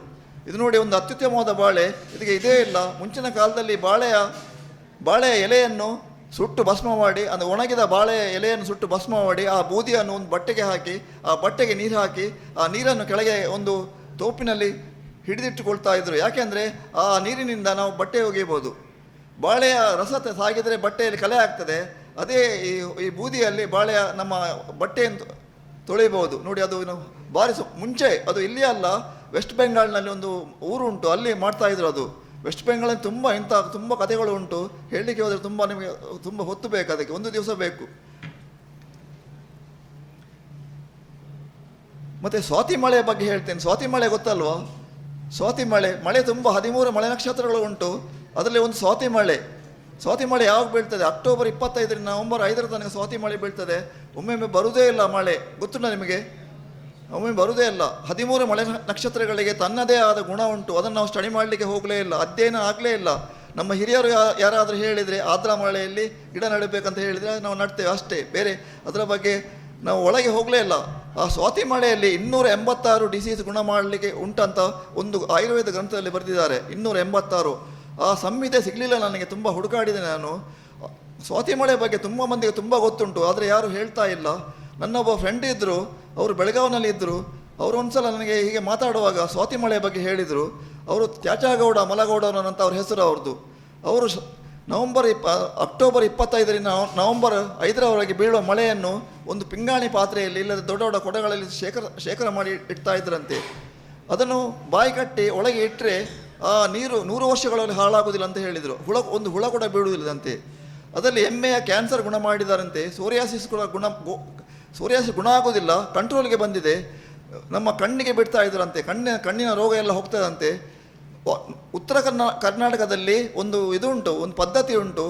ಈ ಸ್ವಾತಿ ಮಳೆ ಬರುವಾಗ ಹಳೆಯ ಹೆಪ್ಪನ್ನು ಬಿಸಾಡಿ ಹೊಸ ಹೆಪ್ಪಾಗೋದು. 1 ಚಮಚ ನೀರನ್ನು ಹಾಲಿಗೆ ಹಾಕಿದರೆ 1 ವಾರದೊಳಗೆ ಅದು ಹೆಪ್ಪಾಗ್ತದೆ. ನಾನು ಮಾಡಿದ್ದೇನೆ ಅದನ್ನು, ಹೊಸ ಅನುಭೂತ ಯೋಗ. ನಾನು ಮಾಡಿ ನೋಡಿದ್ದನ್ನು ನಿಮಗೆ ಹೇಳೋದು. ಪ್ರತಿ ವರ್ಷ ನಮಗೆ ಗೊತ್ತಿಲ್ಲ ಆ್ಯಕ್ಚುಲಿ. ಸ್ವಾತಿ ಮಳೆಯ ನೀರನ್ನು ನಾವು ಔಷಧದೊಟ್ಟಿಗೆ ಬೆರೆಸಿ ಕುಡಿದರೆ ಆ ಔಷಧಕ್ಕೆ ಜಾಸ್ತಿ ಪವರ್ ಬರ್ತದಂತೆ. ಇದು ಎಲ್ಲರಿಗೂ ಗೊತ್ತಿತ್ತು. ಉತ್ತರ ಕರ್ನಾಟಕದಲ್ಲಿ ತುಂಬ ಮಂದಿ ಅದನ್ನು ಪದ್ಧತಿಯಲ್ಲಿ ಇಟ್ಟಿದ್ದಾರೆ. ಆದರೆ ನಮ್ಮ ಸೌತ್ ಕೆನಡಾದವ್ರಿಗೆ ನಮ್ಗೆ ಗೊತ್ತಿಲ್ಲ ಆ್ಯಕ್ಚುಲಿ. ಮತ್ತು ಕಪ್ಪತ್ತ ಗುಡ್ಡದ ಬಗ್ಗೆ ಗೊತ್ತಿರಬಹುದು ನಿಮಗೆ. ನಾನು ಕಪ್ಪತ್ತ ಗುಡ್ಡಕ್ಕೆ ಹೋಗಿದ್ದೆ. 83,000 ಎಕರೆ ಗದಗ ಡಿಸ್ಟ್ರಿಕ್ನಲ್ಲಿ ಕಪ್ಪತ್ತ ಗುಡ್ಡ ಅಂತ ಉಂಟು. ಅಲ್ಲಿ ಒಂದು ಸಣ್ಣ ಕಥೆ ಹೇಳ್ತೇನೆ. ಯಾಕೆಂದರೆ ಈ ಆಯುರ್ವೇದದಲ್ಲಿ ನಾವು ಒಂದು ಎಲೆಯನ್ನು ತಿಂದರೆ ಅದರಲ್ಲಿ ಹಸಿವೆ ಆಗೋದಿಲ್ಲ ಅಂತ ಹೇಳ್ತಾರೆ. ಆಯುರ್ವೇದದಲ್ಲಿ ಎಲೆಯನ್ನು ತಿಂದರೆ ಹಸಿವೆ ಆಗೋದಿಲ್ಲ ಅಂತ ಹೇಳ್ತಾರೆ. ಕೆಲವು ಎಲೆ ತಿಂದರೆ ಹಸಿವೆನೇ ಆಗೋದಿಲ್ಲ ಅಂತೆ. ಹಾಗೆ ಒಬ್ಬ ಸಾಧು ಅಲ್ಲಿಗೆ ಕಪ್ಪದ ಗುಡ್ಡೆಗೆ ಹೋಗ್ತಾನೆ. ಅವನಿಗೆ ಆ ಎಲೆ ಬೇಕಿತ್ತು. ಬೋರ್ ಆಗ್ತದ ಹೇಳ್ಬೋದಲ್ಲ, ಮಾತಾಡ್ಬಾರ್ದು ಅಂತ. ಅದೇ ಅವನಿಗೆ ಆ ಎಲೆ ಬೇಕಿತ್ತು, ಆ ಸಾಧುವಿಗೆ ಎಲೆ ಬೇಕಿತ್ತು. ಅವನು ಹುಡುಕಿಕೊಂಡು ಕಪ್ಪದ ಗುಡ್ಡೆಗೆ ಹೋಗ್ತಾನೆ. ಪ್ರತಿಯೊಂದು ಎಲೆ ಸಿಕ್ಕಿದ್ರೆ ಅದನ್ನು ತೆಗೆಯುವುದು, ಒಂದು ಬಂಡೆ ಗಂಡಿನ ಮೇಲೆ ಗುದ್ದುವುದು, ಅದನ್ನು ತಿನ್ನುವುದು. ಹಸಿವೆ ಜೋರಾಗ್ತಾ ಇತ್ತು. ಅವನಿಗೆ ಭಾರಿ ಬೇಜಾರಾಯಿತು. ತುಂಬ ಕಡೆ ಒಂದು ವಾರ, 2 ವಾರ, 3 ವಾರ, 1 ತಿಂಗಳು ಹುಡುಕಾಡಿದ, ಸಿಗಲಿಲ್ಲ. ಒಂದು ಸಲ ಹೀಗೆ ಹೋಗ್ತಾ ಇರುವಾಗ ಅವನು ಒಂದು ಕಡೆ ಅದನ್ನು ಒಂದು ಎಲೆ ಸಿಕ್ಕಿತು. ಅದನ್ನು ಕುಟ್ಟಿ ಪುಡಿ ಮಾಡ್ತಾ ಇದ್ದ. ಆಗ ದನ ಕಾಯುವ ನೋಡಿದ ಅದನ್ನು. ಅವನು ದನ ಕಾಯಿಸಲಿಕ್ಕೆ ಬಂದದ್ದು. ಅವನಿಗೆ ಆಶ್ಚರ್ಯ ಆಯ್ತು, ಇವನು ಯಾಕೆ ಈ ಸಾಧು ಈ ರೀತಿ ಕುಟ್ಟಿ ಇದು ಮಾಡ್ತಾ ಇದ್ದಾರಂತ. ಇವನನ್ನು ನೋಡಿ ಆ ಸಾಧು ಓಡಿ ಹೋದರು. ಅದು ತಿನ್ನಲಿಲ್ಲ, ಅವರು ಓಡಿ ಹೋದರು. ಇವನೆಂತ ಮಾಡಿದ, ಆ ಕುಟ್ಟಿದ ಪೌಡರನ್ನು ಬಾಯಿಗೆ ಹಾಕಿ ತಿಂದು ಹೋದ, ಮನೆಗೆ ಹೋದ. ಅವತ್ತಿನಿಂದ ಅವನಿಗೆ ಹಸಿವೇನೇ ಆಗಲಿಲ್ಲ. ಅವನಿಗೆ ಆಶ್ಚರ್ಯ ಆಯಿತು, ಯಾಕೆ ಹಸಿವೆ ಆಗಲಿಲ್ಲ ಅಂತ. ಯಾಕೆಂದರೆ ಸಾಧು ಹುಡುಕ್ತಾ ಇದ್ದದ್ದು ಇದೇ ಎಲೆಯನ್ನು. ಸಾಧುವಿಗೆ ಈ ಸಂಗತಿ ಗೊತ್ತಾಯಿತು.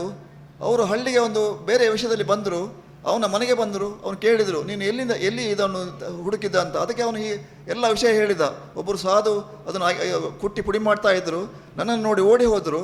ಆಮೇಲೆ ಆ ಹುಡಿಯನ್ನು ನಾನು ಬಾಯಿಗೆ ಹಾಕಿದೆ, ಆಮೇಲೆ ನನಗೆ ಹಸಿವೆನೇ ಆಗಲಿಲ್ಲ ಅಂತ. ಸಾಧುವಿಗೆ ಗೊತ್ತಾಯಿತು, ನಾನು ಕುಟ್ಟಿದ ಪುಡಿ ಇದ ಅಂತ. ಅವರು ಹೇಳಿದರು, ಇದೊಂದು ಎಷ್ಟೊಂದು ಜೋಕ್ ಒಂದು, ಸತ್ಯ ಅಂತ ನಂಬಬೇಡಿ. ಅವರು ಎಂತ ಹೇಳಿದರು, ನೀನು ಇದು ತುಂಬ ಹಸಿವಿನೇ ಆಗದಿದ್ದರೆ ನೀನು ಸಾಹಿತ್ಯ, ನೀನು ಯಾಕೆ, ನಿನಗೆ ಹೊಟ್ಟೆ ಹಸಿವಿಲ್ಲಲ್ಲ, ಹಾಗೆ ಮಾಡಬಾರ್ದು, ನಾನೊಂದು ಮದ್ದು ಕೊಡ್ತೇನೆ, ಅದು ನೀನು ತಿನ್ನು, ಕೂಡಲೇ ನೀನು ವಾಂತಿ ಮಾಡ್ತೆ ಅಂತ ಹೇಳಿದ್ರು. ಇವನಿಗೆ ಹೆದರಿಕೆ ಆಯಿತು. ದನ ಕಾಯುವ ಹುಡುಗ ಅದನ್ನು ತಿಂದ. ಅವನು ತಿಂದ ತಕ್ಷಣ ವಾಂತಿ ಆಯಿತು. ವಾಂತಿ ಆದ ತಕ್ಷಣ ಇವರು ಸಾಧು ಎಂತ ಮಾಡಿದರು, ಆ ಉಂಡೆಯನ್ನು ತೆಗೆದು ಸ್ವಲ್ಪ ತೊಳೆದು ಬಾಯಿಗೆ ಹಾಕಿ ಓಡಿ ಹೋದರು. ಅಂದರೆ ಅವರಿಗೆ ಆಮೇಲೆ ಹಸಿವೆ ಆಗ್ತಾ ಇರಲಿಲ್ಲ. ಒಂದು ಪುಸ್ತಕದಲ್ಲಿ ಬರೆದದ್ದು ಹೇಳಿದೆ ನಾನು ನಿಮಗೆ.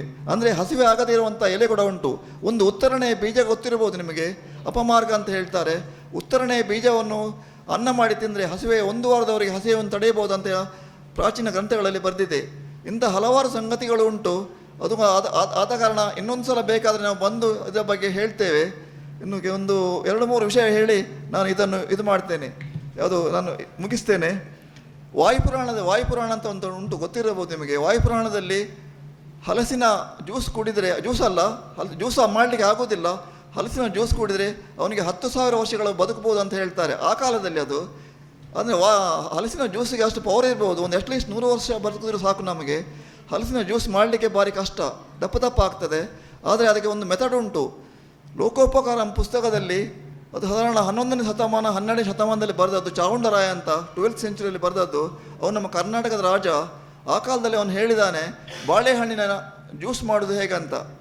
ಕಳಿತ ಬಾಳೆಹಣ್ಣು, ಹಣ್ಣಾದ ಬಾಳೆಹಣ್ಣು ಸಿಪ್ಪೆ ತೆಗಿಬೇಕಂದ್ರೆ ನಾವು ಸಿಪ್ಪೆಗೆ ತೆಗೆದು ಅದು ಹುಳಿ ಉಂಟಲ್ವ ನಮ್ಮದು ಅಡುಗೆ ಹುಳಿ, ಅದರ ಹೂವಿನ ಪೇಸ್ಟ್ ಮಾಡಿ ಅದಕ್ಕೆ ಲೇಪನ ಮಾಡಬೇಕು. ಲೇಪನ ಮಾಡಿ ಬಿಸಿಲಿನಲ್ಲಿ ಇಡಬೇಕಂತೆ 8-7 ಗಂಟೆಯ ಕಾಲ. ಬೆಳಿಗ್ಗೆ ಇಟ್ಟರೆ ಸಾಯಂಕಾಲ ಅದನ್ನು ತೆಗೆದರೆ ಹಿಂಡಿದರೆ ಅದು ಜ್ಯೂಸ್ ಆಗ್ತದೆ, ನೀರಿನ ಹಾಗೆ ಆಗ್ತದಂತೆ. ನೇರಳೆ ಚಿಗುರು ಮತ್ತು ಇನ್ನೊಂದು ಗರಿಕೆ, ಅದು ಕೂಡ ಅದೇ ಟೈಪ್ ಆಗ್ತದಂತೆ. ಅಂದರೆ ಹಲಸು ಅಷ್ಟು ಗಟ್ಟಿಯಾದ ಆಹಾರ. ಯಾಕೆ ಹಲಸನ್ನು ನಾವು ಜ್ಯೂಸ್ ಮಾಡಲಿಕ್ಕೆ ಟ್ರೈ ಮಾಡಬಾರ್ದು? ಹಲಸಿಗೆ ಅಷ್ಟು ಪವರ್ ಇರುವಾಗ ಹಿಂದಿನ ಕಾಲದಲ್ಲಿ ಹೇಳಿದ್ದಾರೆ, ಹಲಸು ಕುಡಿದರೆ ಅವನಿಗೆ 100 ವರ್ಷಗಳ ಕಾಲ, ಅಂದರೆ 10,000 ವರ್ಷ ಆಗ ಹೇಳಿದ್ದು, ಅಟ್ಲೀಸ್ಟ್ 100 ವರ್ಷಗಳ ನಿರೋಗಿಯಾಗಿ ಬಾಳಬಹುದು ಅಂತ. ಇಂಥ ಹಲವು ಉಲ್ಲೇಖಗಳು ಉಂಟು. ನಾನು ನಿಮಗೆ ಅಷ್ಟೊಂದು ಹೇಳಿದ್ದೆ ಆ್ಯಕ್ಚುಲಿ. ಅದರ ಒಂದು ಮೌಲ್ಯವರ್ಧನೆ ಮಾಡಿ ನಾವು ಮಾಡಬಹುದು. ಇಲ್ಲಿ ಎಲ್ಲ ಹಲಸು ಬಿಸಾಡ್ತಾರಲ್ವ, ಅದು ಹಲಸಿನ ಮರದಲ್ಲೇ ಕೊಳ್ತು ಹೋಗ್ತದೆ.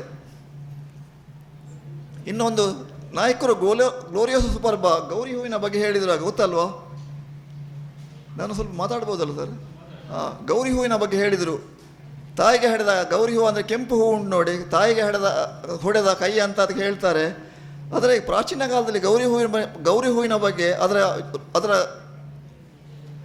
ಬೇರು ಉಂಟಲ್ವಾ, ಅದು ನಮ್ಮ ನೇಗಿಲು ಉಂಟಲ್ಲ, ನೇಗಿಲಿನ ಹಾಗೆ ಉಂಟದು ಬೇರು. ಯಾವುದು ಗೌರಿ ಹೂವಿನ ನೇಗಿಲಿನ ಹಾಗೆ ಉಂಟು. ನೇಗಿಲು ಅಂದರೆ ಲಾಂಗುಲಿ ಅಂತಲ್ಲ, ಅಂದರೆ ಹೆಸರುಂಟು ಅದಕ್ಕೆ. ಲಾಂಗುಲಿ ಅಂದರೆ ನೇಗಿಲು ಸಂಸ್ಕೃತದಲ್ಲಿ. ಒಂದು ಮೇಲ್ಮುಖವಾಗಿ ಉಂಟು ಬೇರು, ಇನ್ನೊಂದು ಕೆಳಮುಖವಾಗಿ ಉಂಟು. ನೀವು ಅಗಿದು ನೋಡಿ, ಆ ಮೇಲ್ಮುಖವಾದ ಬೇರನ್ನು ಒಣಗಿಸಿದರೆ ಅದು ಒಣಗುವುದೇ ಇಲ್ಲ. ಎಷ್ಟು ಬೇಕಾದರೆ ಒಣಗಿಸಿ ನೀವು, ಅದು ಒಣಗುವುದೇ ಇಲ್ಲ. ಬಿಸಿಲಿಗೆ ಹಾಕಿ ಕೆಳಮುಖವಾದ ಬೇಗ ಒಣಗುತ್ತದೆ. ಅದು ಒಂದು ಶಿವಶಕ್ತಿ, ಮತ್ತೊಂದು ಸ್ತ್ರೀ ಶಕ್ತಿ ಅಂತ. ಶ್ರೀಶಕ್ತಿ ಅಂದರೆ ಪಾರ್ವತಿ ಶಕ್ತಿ ಅಂತೆ. ಅದು ಜನಪದದಲ್ಲಿ ಹೇಳಿದೆ. ಅದು ಒಂದು ಒಣಗುವುದೇ ಇಲ್ಲ. ನೀವು ಎಷ್ಟು ಬೇಕಾದರೆ ಒಣಗಿಸಿ, ಅದು ವಿಷಯ ಮಾತ್ರ. ಅದನ್ನು ಶುದ್ಧೀಕರಿಸದೆ ತೆಗೆದುಕೊಳ್ಳಲೇಬಾರ್ದು. ಮುಂಚಿನ ಕಾಲದಲ್ಲಿ ಎಬಾರ್ಷನ್ಗೆ ಅದನ್ನು ಉಪಯೋಗ ಮಾಡ್ತಾಯಿದ್ರು. ಅದರ ಬೀಜಕ್ಕೆ 1,500 2,000 ರೂಪಾಯಿ ಉಂಟು, ಈಗ ಸಿಗುತ್ತಾ ಇಲ್ಲ. ಅದು ವಿನಾಶದ ಅಂಚಿಗೆ ಬಂದಿದೆ. ಒಳ್ಳೆಯ ಮದ್ದು ಮಾಡ್ತಾರೆ, ಆದರೆ ಶುದ್ಧೀಕರಿಸದೇ ಮದ್ದು ಮಾಡಬೇಕು.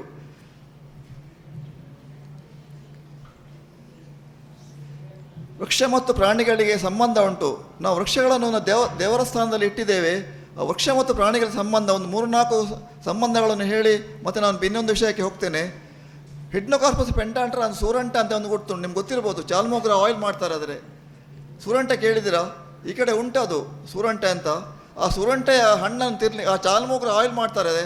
ಆ ಆಯಿಲ್ ಯಾಕೆಂದರೆ ಕುಷ್ಠಕ್ಕೆ ಸೂರಂಟೆಯ ಬೀಜವನ್ನು ಗುದ್ದಿ ಬೇಯಿಸಿದ್ರೆ ನಮಗೆ ಆಯಿಲ್ ಸಿಗ್ತದೆ. ಅದಕ್ಕೆ ಚಾಲ್ಮೋಗ್ರ ಆಯಿಲ್ ಅಂತ ಹೇಳ್ತಾರೆ. ಅದು ಕುಷ್ಠವನ್ನು ಗುಣಪಡಿಸ್ತದೆ. ಆ ಸೂರಂಟೆ ಗಿಡಕ್ಕೆ ವೈಲ್ಡ್ ಕ್ಯಾಟ್ ಅಂದರೆ ಕಾಡು ಬೇಕು ಬರ್ತದೆ. ಕಾಡು ಬೇಕು ಬರ್ತವೆ, ತಿಂತದೆ. ಹಣ್ಣಾದಾಗ ತಿಂದು ಅದು ಒಂದು ತಿಂಗಳು ತಿಂದರೆ 1 ತಿಂಗಳಲ್ಲಿ ಅದು 1 kg ಇದ್ದರೆ 2 kg ಆಗ್ತದಂತೆ. ಇದು ಒಬ್ಬರು ಹಂಟರ್ ಹೇಳಿದ್ದಾನೆ, ಬೇಟೆಗಾರರು ಹೇಳಿದ್ದು. ಆಗ ಬೇಟೆಗಾರರು ಆ ಮರಕ್ಕೆ ಹತ್ತಿ ಅದು ಬರೋ ಟೈಮ್ನಲ್ಲಿ ಅದಕ್ಕೆ ಗುಂಡು ಇಟ್ಟು ಕೊಲ್ತಾ ಇದ್ದು ಮತ್ತು ತಿಂತಾ ಇದ್ರಂತೆ. ಭಾರಿ ರುಚಿ ಅಂತೆ ಇದು ಸೂರಂಟ ಅಂತ. ನಿಮಗೆ ಇಲ್ಲಿ ಯಾವ ಭಾಷೆಯಲ್ಲಿ ಹೇಳ್ತಾ ಇದ್ದಾರೆ ಗೊತ್ತಿಲ್ಲ ನಮಗೆ. ಹಿಡ್ನೋಕಾರ್ಪಸ್ ಚಾಲ್ಮೋಗ್ರ ಆಯಿಲ್, ಹಿಡ್ನೋಕಾರ್ಪಸ್ ಗರುಡ ಫಲ ಅಂತೇಳಿ, ಹಿಡ್ನೋಕಾರ್ಪಸ್ ಪೆಂಟಾಂಟ್ರ ಅಂತ ಒಂದು ಸಂಬಂಧ ನೋಡಿ. ಒಂದು ವೇಳೆ ಆ ಸೂರಂಟೆ ಮರ ನಾಶ ಆದರೆ ನಮ್ಮ ಕಬ್ಬೆಕ್ಕೂ ಕೂಡ ನಾಶ ಆಗ್ತದೆ. ಇನ್ನೊಂದು ದಡ್ಡಾಲ್ ಮರ ಗೊತ್ತಿರ್ಬೋದು, ದಡ್ಡಾಲ್, ಕ್ಯಾರಿಯಾ ಆರ್ಬೋರಿಯಾ ಅಂತ. ದಡ್ಡಾಲ್ ಎಲೆಯಲ್ಲಿ ಊಟ ಮಾಡಬಾರ್ದು ಅಂತ ಹೇಳ್ತಾರೆ. ಯಾಕೆಂದರೆ ದೆವ್ವಗಳು ಊಟ ಮಾಡೋದಂತೆ ಅದರಲ್ಲಿ. ಮತ್ತು ಅದರ ನಾರು ತೆಗೆದು ನಮ್ಮ ಕೊಡಿ ಕಟ್ಟುವುದಕ್ಕೆ ಅದನ್ನು ಉಪಯೋಗ ಮಾಡ್ತಾಯಿದ್ರು. ದಡ್ಡಾಲ್ನ ಪೇಸ್ಟ್ ನಮ್ಮ ಲೂಸ್ ಮೋಷನ್ನ ನಿಲ್ಲಿಸ್ತದೆ. 1 TSP ಪೇಸ್ಟ್ ತಗೊಂಡ್ರೆ ದಡ್ಡಾಲಿದ್ದು ಬಾರ್ಕಿದ್ದು ನಿಮ್ಮ ಲೂಸ್ ಮೋಷನ್ ಸ್ಟಾಪ್ ಆಗ್ತದೆ ಅಂತ ತಾಕತ್ತುಂಟು. ದಡ್ಡಾಲ್ ಎಲ್ಲಿ ಉಂಟ ಮರ ಅಲ್ಲಿ ಪುಣುಗಬೇಕು ಉಂಟಂತೆ. ಬೇಂಗ ಹೂವಾದಾಗ, ಬೇಂಗ ಗೊತ್ತಿರ್ಬೋದು, ಬೇಂಗದ ಮರ ಉಂಟ ಇಲ್ಲಿ, ಟೀರೋಕಾರ್ಪಸ್ ಮಾರ್ಸುಪಿಯಮ್ ಅಂತ. ಬೇಂಗದ ಮರ ಹೂವಾದಾಗ ನಮ್ಮ ಮುಂಚಿನ ಹಿರಿಯರು ಕಾಡಿಗೆ ಹೋಗಲಿಕ್ಕೆ ಬಿಡ್ತಾ ಇರಲಿಲ್ಲ. ಯಾಕೆಂದರೆ ಬೇಂಗದ ಹೂವಾದಾಗ ಕಾಡಿನ ಒಳಗೆ ಇರುವ ಹುಲಿಗೆ ಮದ ಬರ್ತದೆ, ಅಂದರೆ ಸಿಟ್ಟು ಜಾಸ್ತಿ ಬರ್ತದೆ ಅಂತ ತುಂಬ ವಿಷಯಗಳು ಉಂಟು. ಮರ ಮತ್ತು ಪ್ರಾಣಿಗಳಿಗೆ ಸಂಬಂಧ. ಚಿಟ್ಟೆ ಬಗ್ಗೆ ಹೇಳ್ತೇನೆ. ಚಿಟ್ಟೆ ಒಂದು ದೊಡ್ಡ ಸಂಗತಿ. ಚಿಟ್ಟೆ ಜೀವನ ಕಾಯಲಿಕ್ಕೆ ಕೇವಲ 20 ರಿಂದ 40 ದಿವಸ ಮಾತ್ರ ಇರುವುದು. ಚಿಟ್ಟೆ ಮೊಟ್ಟೆಯಿಂದ ಹೊರಗೆ ಬರಲಿಕ್ಕೆ 45 ದಿವಸ ಬೇಕು. ಚಿಟ್ಟೆ ಮೊಟ್ಟೆಯಿಂದ ಹೊರ ಬಂದ ಮೇಲೆ ಅದರ ಜೀವನ ಇರುವುದು ಕೇವಲ 25 ರಿಂದ 25 ದಿವಸ. ಅದು ಭಾರಿ ಇಂಪಾರ್ಟೆಂಟ್. ಪತಂಗ ಗೊತ್ತಲ್ಲ ನಿಮಗೆ. ಚಿಟ್ಟೆಯನ್ನು ಕೊಲ್ಲೇಬಾರ್ದು. ಒಂದು ವೇಳೆ ಚಿಟ್ಟೆ ನಾಶ ಆದರೆ ನಮ್ಮ ಯಾವ ಗಿಡ ಮರಗಳು ಹುಟ್ಟಲಿಕ್ಕಿಲ್ಲ ಅಂತ ಒಂದು ಪ್ರಸಂಗ ಬಂದಿದೆ ಈಗ. ಚಿಟ್ಟೆ ಒಂದು ಸಣ್ಣ ಮೊಟ್ಟೆಯಿಂದ ಹೊರಬರಲಿಕ್ಕೆ ತುಂಬ ಕಷ್ಟಪಡ್ತದೆ. ಅದಕ್ಕೆ ಅದರದೇ ಆದ ಒಂದು ಹೋಸ್ಟ್ ಪ್ಲ್ಯಾಂಟ್ ಬೇಕು, ಆತಿಥೇಯ ಸಸ್ಯ ಬೇಕು. ಎಲ್ಲ ಸಸ್ಯದಲ್ಲಿ ಹೋಗಿ ಕೂತ್ಕೊಳ್ಳೋದಿಲ್ಲ ಅದು. ಸಪೋಸ್ ಫಾರ್ ಎಕ್ಸಾಂಪಲು ಈ ನಮ್ಮ ಕರಿಬೇವು ಉಂಟು. ಕರಿಬೇವು ಲಿಂಬೆ ಬಟರ್ಫ್ಲೈ ಅಂತ ಬರ್ತದೆ. ಅದರಲ್ಲಿ ಮೊಟ್ಟೆ ಇಡ್ತದೆ, ಅದರಲ್ಲಿ ಮರಿ ಆಗ್ತದೆ. ಅದರ ಎಲೆಯನ್ನು ತಿಂದು ದೊಡ್ಡದಾಗ್ತದೆ. ಪ್ಯೂಪ ಕಟ್ಟಿ ಪ್ಯೂಪದಿಂದ ಕೋಶದಿಂದ ಹೊರ ಬಂದು ಅದು ಹಾರ್ತದೆ. ಒಂದು ವೇಳೆ ಆ ಕರಿಬೇವು ನಾಶ ಆದರೆ ಎಂತ ಮಾಡ್ತದೆ ಹೇಳಿ? ಅದು ಬೇರೆ ಯಾವುದಕ್ಕೆ ಹೋಗಿ ಕೂತ್ಕೊಳ್ಳೋದಿಲ್ಲ. ಅದಕ್ಕೆ ಅಂಥದ್ದೇ ಸಸ್ಯ ಬೇಕು. ಒಂದು ವೇಳೆ ನಾಶ ಆದರೆ ಎಂತಾಗ್ತದೆ? ಆ ಕರಿಬೇವು ನಾಶ ಆಯಿತು, ಈ ಭೂಮಿಯಿಂದಲೇ ಹೋಯಿತು ಮೇಲೆ. ನೀವು ಹೇಳಬೇಕು ಎಂತ ಮಾಡ್ತದೆ ಆ ಚಿಟ್ಟೆ? ಸಾಯ್ತದೆ ಆ ಚಿಟ್ಟೆ. ಇಲ್ಲದ್ರೆ 2ನೇ ಆಪ್ಷನ್, ಕರಿಬೇವಿನ ಅಂಶ ಇರುವ ಗಿಡದ ಮೇಲೆ ಹೋಗಿ ಕೂತ್ಕೊಳ್ತದೆ. ಅದೇ ಕರಿಬೇವು ಅಂದರೆ ನಮಗೆ ಭಾರಿ ಪದಾರ್ಥಕ್ಕೆ ಬೇಕು. ಅದೇ ಅಂಶ ಇರುವ ಇದಕ್ಕೆ ಹೋಗಿ ಕೂತ್ಕೊಳ್ತದೆ. ಅಂದರೆ ಯಾರಿಗೆ ಲಾಭ? ಲ್ಯಾಬ್ನಲ್ಲಿ ನಾವು ಟೆಸ್ಟ್ ಮಾಡಬೇಕಾದ್ರೆ ಕೋಟಿಗಟ್ಟಲೆ ಖರ್ಚು ಮಾಡಬೇಕು, ಯಾವ ಅಂಶ ಉಂಟು ನೋಡಲಿಕ್ಕೆ ಎಲ್ಲ. ಆದರೆ ನಮಗೆ ಸುಲಭವಾಗಿ ಸಿಗ್ತದೆ. ಜಪಾನಿಗರು ಅದರ ಹಿಂದೆ ಇದ್ದಾರೆ. ಈಗ ಪ್ರತಿ ವೆಸ್ಟರ್ನ್ ಘಾಟ್ನಲ್ಲಿ, ಪಶ್ಚಿಮ ಘಟ್ಟದಲ್ಲಿ ಸಾಧಾರಣ 336 ಜಾತಿಯ ಚಿಟ್ಟೆಗಳು ಉಂಟು. ಇಲ್ಲಿ ಹಲವಾರು ಉಂಟು ಚಿಟ್ಟೆಗಳು ಕೂಡ. ಹತ್ತಿರ ಪಶ್ಚಿಮ ಘಟ್ಟಕ್ಕೆ ಹತ್ತಿರ ಈ ಚಿಟ್ಟೆಗಳು, ಪ್ರತಿಯೊಂದು ಚಿಟ್ಟೆಯ ಜಾತಿಗೆ ಅದರದೇ ಆದ ಹೋಸ್ಟ್ ಪ್ಲ್ಯಾಂಟ್ ಉಂಟು. ಅಲ್ಲಿ ಚಿಟ್ಟೆಗಳು ಹಾರಾಡ್ತಾ ಇದ್ದರೆ ಅದರ ಕೆಳಗಡೆ ಇದೇ ಪ್ಲ್ಯಾಂಟ್ ಉಂಟು ಅಂತ ಎಕ್ಸ್ಪರ್ಟ್ಗಳು ಹೇಳ್ಬೋದು. ಅಂಥ ಒಂದು ಅಂಶ ಉಂಟು ಅದರಲ್ಲಿ. ಬೇರೆ ಬೇರೆ ಗಿಡಗಳು ಬೇಕು. ಈ ಬೇರೆ ಬೇರೆ ಗಿಡಗಳು ನಾಶ ಆದರೆ ನಮಗೆ ಅದು ಲಾಸ್. ಅದರಿಂದ ಚಿಟ್ಟೆಗಳನ್ನು ನಾಶ ಮಾಡುವ ಈ ಪೆಸ್ಟಿಸೈಡ್ಸ್ ಎಲ್ಲ ನೀವು ಕಡಿಮೆ ಮಾಡಿ ಅದನ್ನು ಕಾಪಾಡುವ ಒಂದು ಸಂಗತಿ ಮಾಡಬೇಕಂದ್ರೆ ನಿಮ್ಮ ಹತ್ರ ಕೇಳಿಕೊಳ್ತೇನೆ. ನಿಮಗೆ ತುಂಬ ಕೆಪಾಸಿಟಿ ಉಂಟು. ನೀವು ಹಳ್ಳಿಯಲ್ಲಿ ಇರ್ತೀರಿ, ನಮಗೆ ಕಾಡಿನಲ್ಲಿ ಇದ್ದೇವೆ. ನಾವು ಒಂದು ಬುಡಕಟ್ಟು ಜನಾಂಗದ ಹಾಗಿದ್ದೇವೆ, ದಟ್ಟ ಕಾಡಿನಲ್ಲಿ ಇದ್ದೇವೆ ಅಂತ ನೀವು ನಂಬಬಹುದು. ಆದರೆ ನಿಮ್ಮ ಭಾರಿ ಕೆಪಾಸಿಟಿ ಉಂಟು. ಅವ್ರು ಹೇಳಿದ್ರಾಗ ನಿಮ್ಮೊಂದು ದೊಡ್ಡ ಸೈನ್ಯ ಉಂಟದ್ದೆಲ್ಲ. ಅದು ಯಾವ ಸೈನ್ಯ ಅದು? ಸೇನೆ. ಹೌದು, ಅಂದರೆ ಅದು ತಾಕತ್ತಿದ್ದ ಸೇನೆ ನನ್ನ ಲೆಕ್ಕದಲ್ಲಿ. ಇಲ್ಲಿ ನಮ್ಮ ಕಾಳಿ ರಿವರ್ ಉಂಟಲ್ವ, ಅಲ್ಲಿ ಒಬ್ಬರು ಪರಮೇಶ ಭಜಂತ್ರಿ ಅಂತ ಇದ್ದರು. ಅವರು ಸಾಮಾನ್ಯ ಫಾರೆಸ್ಟ್. ಅವರಿಗೆ ಜಾಸ್ತಿ ಇದರ ಬಗ್ಗೆ ಗೊತ್ತಿಲ್ಲ. ಆದರೆ ಅವ್ರು ದೊಡ್ಡ ಒಂದು ಚಟ ಇತ್ತು ಅವರಿಗೆ, ಏಡಿಗಳನ್ನು ಹುಡುಕುವುದು. ಹಾಗೆ ಏಡಿಗಳನ್ನು ಹುಡುಕ್ತಾ ಹೋಗುವಾಗ ಕದ್ರ ಮತ್ತು ಈ ಅನ್ಶಿ ಎಲ್ಲ ಅಲ್ಲಿ ಒಂದು ಗುಡ್ಡಗಳು ಉಂಟು. ಗೋಪಾಲಕೃಷ್ಣ ಹೆಗಡೆ ಮತ್ತು ಇವರು ಏಡಿಗಳನ್ನು ಹುಡುಕ್ತಾ ಹೋಗೋದು, ಅದನ್ನು ನೋಟ್ ಮಾಡೋದು. ಅವ್ರು ಹೋಗುವಾಗ ಒಂದು ಕೆಂಪು ಮತ್ತು ಬಿಳಿ ಏಡಿ ಸಿಕ್ಕಿತು.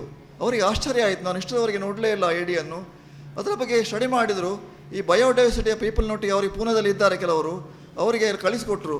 ಅವರು ಶಾಕಿಂಗ್ ನ್ಯೂಸ್ ಕೊಟ್ಟರು ಅವರಿಗೆ, ಇದು ಜಗತ್ತಿನಲ್ಲೇ ಪ್ರಥಮ ಬಾರಿಗೆ ಐಡೆಂಟಿಫೈ ಮಾಡಿದ ಏಡಿ ಅಂತ, ಜಗತ್ತಿನಲ್ಲೇ ಫಸ್ಟ್ ಟೈಮ್ಗೆ ಗುರುತಾದ ಏಡಿ ಅಂತ. ಅದರ ಹೆಸರೇ ಅಂತ ಗೊತ್ತುಂಟ? ಘಾಟಿಯಾನ ದ್ವಿವರ್ಣ ಅಂತ ಇಟ್ಟರು. ಅದರ ಪ್ರಶಸ್ತಿ ಇವರಿಗೆ ಸಿಕ್ಕಿತು, ಯಾರಿಗೆ? ಪರಮೇಶ ಭಜಂತಿಗೆ ಸಿಕ್ಕಿತು. ನಿಮಗೆ ಕೂಡ ಮಾಡ್ಬೋದಲ್ಲ, ನಿಮ್ಮ ದೈನಂದಿನ ಜೀವನದಲ್ಲಿ ಹಲವಾರು ಹುಳಗಳನ್ನು ನೋಡಿರ್ಬೋದು. ಈ ಮರದಲ್ಲಿ ಹೋಗುವ ಇರುವೆ ಮತ್ತು ಜೇಡ ಅದನ್ನು ನೋಡಿರ್ಬೋದು. ಆ ಕೆಲಸ ನೀವು ಮಾಡಬೇಕಂತ ಹೇಳೋದು ಖಂಡಿತವಾಗಿ ಆಗ್ತದೆ ನಿಮ್ಮಿಂದ. ಒಬ್ಬ ಸಾಮಾನ್ಯ ಫಾರೆಸ್ಟರ್ ಇಡೀ ವರ್ಲ್ಡ್ ಫೇಮಸ್ ಆದರು ಅವರು ಆಮೇಲೆ ಮೂರು ಇದನ್ನು ಅವರು ಫೈಂಡ್ ಔಟ್ ಮಾಡಿದ್ರು ಏಡಿಗಳನ್ನು. ಒಂದು ಆರ್ಯಾದ್ಯ ಪ್ಲಾಸಿಡಾ ಅಂತ ಅದರ ನೇಮು, ಅದು ಅವರ ಮಗಳ ಹೆಸರಿನಲ್ಲಿ ಇಟ್ಟಿದ್ದಾರೆ ಅಂತೆ. ಇನ್ನೊಂದು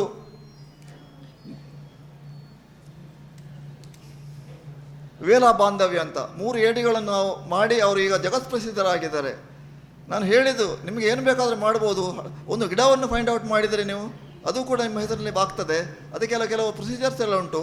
ನಮ್ಮ ಸರ್ ಇದ್ದಾರೆ, ಅವ್ರನ್ನ ಕೇಳ್ಬೋದು ನಿಮಗೂ. ಇನ್ನು ಮೇಲೆ ನೀವು ಸಂಶೋಧನಾ ಪ್ರವೃತ್ತಿ ಕೂಡ ತೊಡಗಿಕೊಳ್ಳಬೇಕು. ಖಾಲಿ ಕೆಲಸ ಮಾಡೋದು ಮಾತ್ರ ಅಲ್ಲ. ನೀವು ಯಾವ ಎಣ್ಣೆ ಹಾಕಿದರೆ ನಮ್ಮ ಕೂದಲು ಜಾಸ್ತಿ ಬರ್ತದೆ,